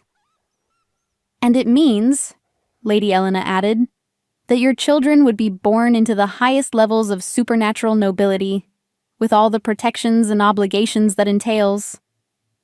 Maya considered the offer. It wasn't perfect. She would still be constrained by political considerations, still have to navigate supernatural diplomacy. But it was better than being hunted or controlled. I accept, she said finally, with one condition. Name it, Lord Commander Vasilios said. Any supernatural being who wants to live peacefully in the human world gets the same protections you're offering me. No more hiding, no more exile, no more forced separation from family. Maya's voice carried absolute conviction. If I'm going to be a symbol of change, then let's actually change something that matters. The representatives exchanged glances, silent communications passing between them. Finally, Lady Elena smiled, the first genuinely warm expression Maya had seen from her. I think, she said, we're going to get along just fine. As the formal negotiations began, Maya felt Alexei's hand find hers under the table. Through the mate bond, she could sense his pride, his love, and his absolute confidence in her ability to handle whatever came next. She was about to become a supernatural princess, the mate of a dragon heir, and the mother of children who would reshape their world. But more importantly, she was finally free to be exactly who she was meant to be. And that, Maya thought as golden light danced beneath her skin, was worth any amount of political complication. The future was going to be very interesting indeed. Chapter 11. The Dragon's Promise. 6 weeks later, Maya stood before a mirror in what had once been her mother's wedding dress, now altered to accommodate both her changing body and the golden dragon scale pattern that had spread across her skin like living jewelry. The pregnancy was progressing faster than human normal. Dr. Reyes had explained that dragon pregnancies typically lasted only 6 months, but Maya had never felt stronger or more alive. You look radiant, Helena said, making final adjustments to the intricate braiding in Maya's hair. Though I suppose that's literally true now. Maya touched the golden light that flickered just beneath her skin, a constant reminder of the power growing within her. Is it normal to be able to feel the baby's abilities already? For an elemental prime carrying a dragon hybrid? We're in uncharted territory. Dr. Reyes looked up from her medical tablet. But the energy readings suggest your child is developing at an unprecedented rate. We may need to reconsider our timeline estimates. A soft knock interrupted them. Maya? Alexei's voice carried through the door. There's someone here to see you. Maya opened the door to find Alexei standing with a woman she didn't recognize. Elderly, with silver hair and eyes that seemed to hold the wisdom of centuries. Power radiated from her in waves that made Maya's enhanced senses sing in recognition. Maya Chen, the woman said, I am Oracle Lysandra of the Ancient Council. I've come to offer you a wedding gift. The Ancient Council? Maya felt a flutter of unease. I thought they were a myth. We prefer to maintain that illusion. It makes governing easier when people don't realize they're being governed. Oracle Lysandra smiled. But your awakening has complicated things. May I? She gestured toward Maya's abdomen, and Maya found herself nodding despite her caution. When the oracle placed her hand over Maya's still flat stomach, power flowed between them, ancient, vast, and surprisingly gentle. Fascinating, Oracle Lysandra murmured. Your child carries genetic markers from every supernatural bloodline that has ever existed. Dragon, witch, vampire, werewolf, elemental, they're all present. Is that dangerous? Alexei asked, tension clear in his voice. Dangerous? No. Unprecedented? Absolutely. The oracle's eyes gleamed with something that might have been excitement. This child won't just be a hybrid, Maya. they'll be a bridge between all supernatural species, a living symbol of unity. Maya felt the baby respond to the oracle's power, a flutter of warmth that carried emotions too complex for such an early stage of development.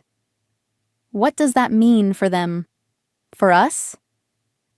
It means, Oracle Lysandra said, that your child will have a choice that no supernatural being has ever had before. They can claim membership in any supernatural community, or all of them. They could theoretically unite the fractured supernatural world under a single banner. Or they could be targeted by everyone who benefits from that fractured world, Alexei said grimly. True, which is why I'm here. The oracle reached into her robes and withdrew what looked like a pendant made of crystallized starlight. This is a guardian's bond. It will protect your child from supernatural attack until they come of age, and it will allow them to access their full heritage when they're ready. Maya accepted the pendant, gasping as power flowed through her. For a moment, she could see through the oracle's eyes. Vast networks of supernatural communities spread across the globe, all connected by invisible threads of power and politics. There's something else, isn't there? Maya asked. Oracle Lysandra nodded. Your child will not be the only one. The awakening of an elemental prime has triggered a genetic cascade effect. Other dormant bloodlines are beginning to manifest. Within a generation, the supernatural world will have more hybrid children than pure-blood ones. A new evolutionary step, Dr. Reyes breathed. Maya, you're not just changing supernatural politics, you're changing supernatural genetics. Before Maya could fully process the implications, music began playing in the distance. Wedding music. Shall we? Alexei offered his arm, his eyes warm with love and pride. I believe we have a ceremony to attend. The wedding took place in Drakosgard's central courtyard, beneath an arch of living fire that Alexei had created specially for the occasion. Representatives from every supernatural community sat in attendance, along with Maya's human friends who had been carefully briefed on the unusual family traditions they might witness. Dmitri walked Maya down the aisle, his presence a symbol of the bridges being built between old enemies. Lady Elena stood as Alexei's witness, her earlier reservations replaced by genuine affection for the woman who had challenged her son to become better than she'd thought possible. But it was the ceremony itself that took Maya's breath away. Dragon wedding vows weren't simply spoken, they were woven into reality through shared power. As Maya and Alexei faced each other beneath the arch of fire, their individual abilities merged into something greater than either could achieve alone. Maya Chen, Alexei said, his voice carrying harmonics that made the very air shimmer. I offer you my fire, my strength, my protection, and my devotion. I swear by flame and shadow that no force in any realm will part us while I draw breath. Golden light erupted from Maya's skin as she responded, her power weaving itself through his words like living music. Alexei Drakos, I offer you my light, my trust, my partnership, and my love. I swear by star and storm that we will face whatever comes together, as equals and mates. The moment their powers fully merged, Maya felt something fundamental shift in the fabric of reality around them. The mate bond, already strong, became something unbreakable, a connection that transcended physical existence. But it was when they kissed to seal the vows that the true magic happened. Power exploded outward from their joined forms, washing over every person in attendance. For a brief, shining moment, every supernatural being present could feel what Maya and Alexei felt, the absolute certainty of belonging, of being completely known and accepted, of love without condition or reservation. In the crowd, Maya saw tears on faces that had forgotten how to cry. Ancient enemies reaching out to clasp hands. Barriers dissolving as beings who had spent centuries in isolation remembered what it felt like to be part of something larger than themselves. Well, Oracle Lysandra said as the power settled. That was unexpected. What just happened? Maya asked, still glowing with residual energy. You've created an empathic resonance field, Dr. Reyes explained, her scientific mind racing to categorize the impossible. Every supernatural being within a mile radius just experienced a moment of perfect emotional connection. The baby? Alexei realized. Their abilities are manifesting through the bond. Maya placed her hand on her stomach, feeling the warm presence of their child. Even before birth, they were already working to unite the supernatural world. No pressure, she murmured. As the celebration continued around them, Maya found herself pulled aside by various supernatural dignitaries offering congratulations, political alliances, and marriage gifts that ranged from ancient artifacts to territorial rights. But it was Dr. Martinez who surprised her most. Maya, the doctor said, approaching with obvious nervousness, I owe you an apology and an explanation. Dr. Martinez, what are you doing here? I've been working with the supernatural community for longer than you know. The fertility clinic is actually a front for a supernatural genetics research program. Dr. Martinez looked ashamed. I've been studying dragon-human compatibility for decades, trying to understand why conception rates were dropping. Maya felt pieces clicking into place. You knew what I was from the beginning. I suspected. Your mother's research provided some clues, and your genetic markers were unusual. But I never imagined you were an elemental prime. Maya, I'm sorry for not being honest with you from the start. Are there others? Other women carrying dragon children? A few, but none like you. None with the power to reshape our entire world. Dr. Martinez hesitated. Maya, there's something else.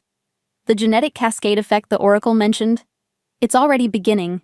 We've had 17 new supernatural awakenings in the past month, all in people who thought they were completely human.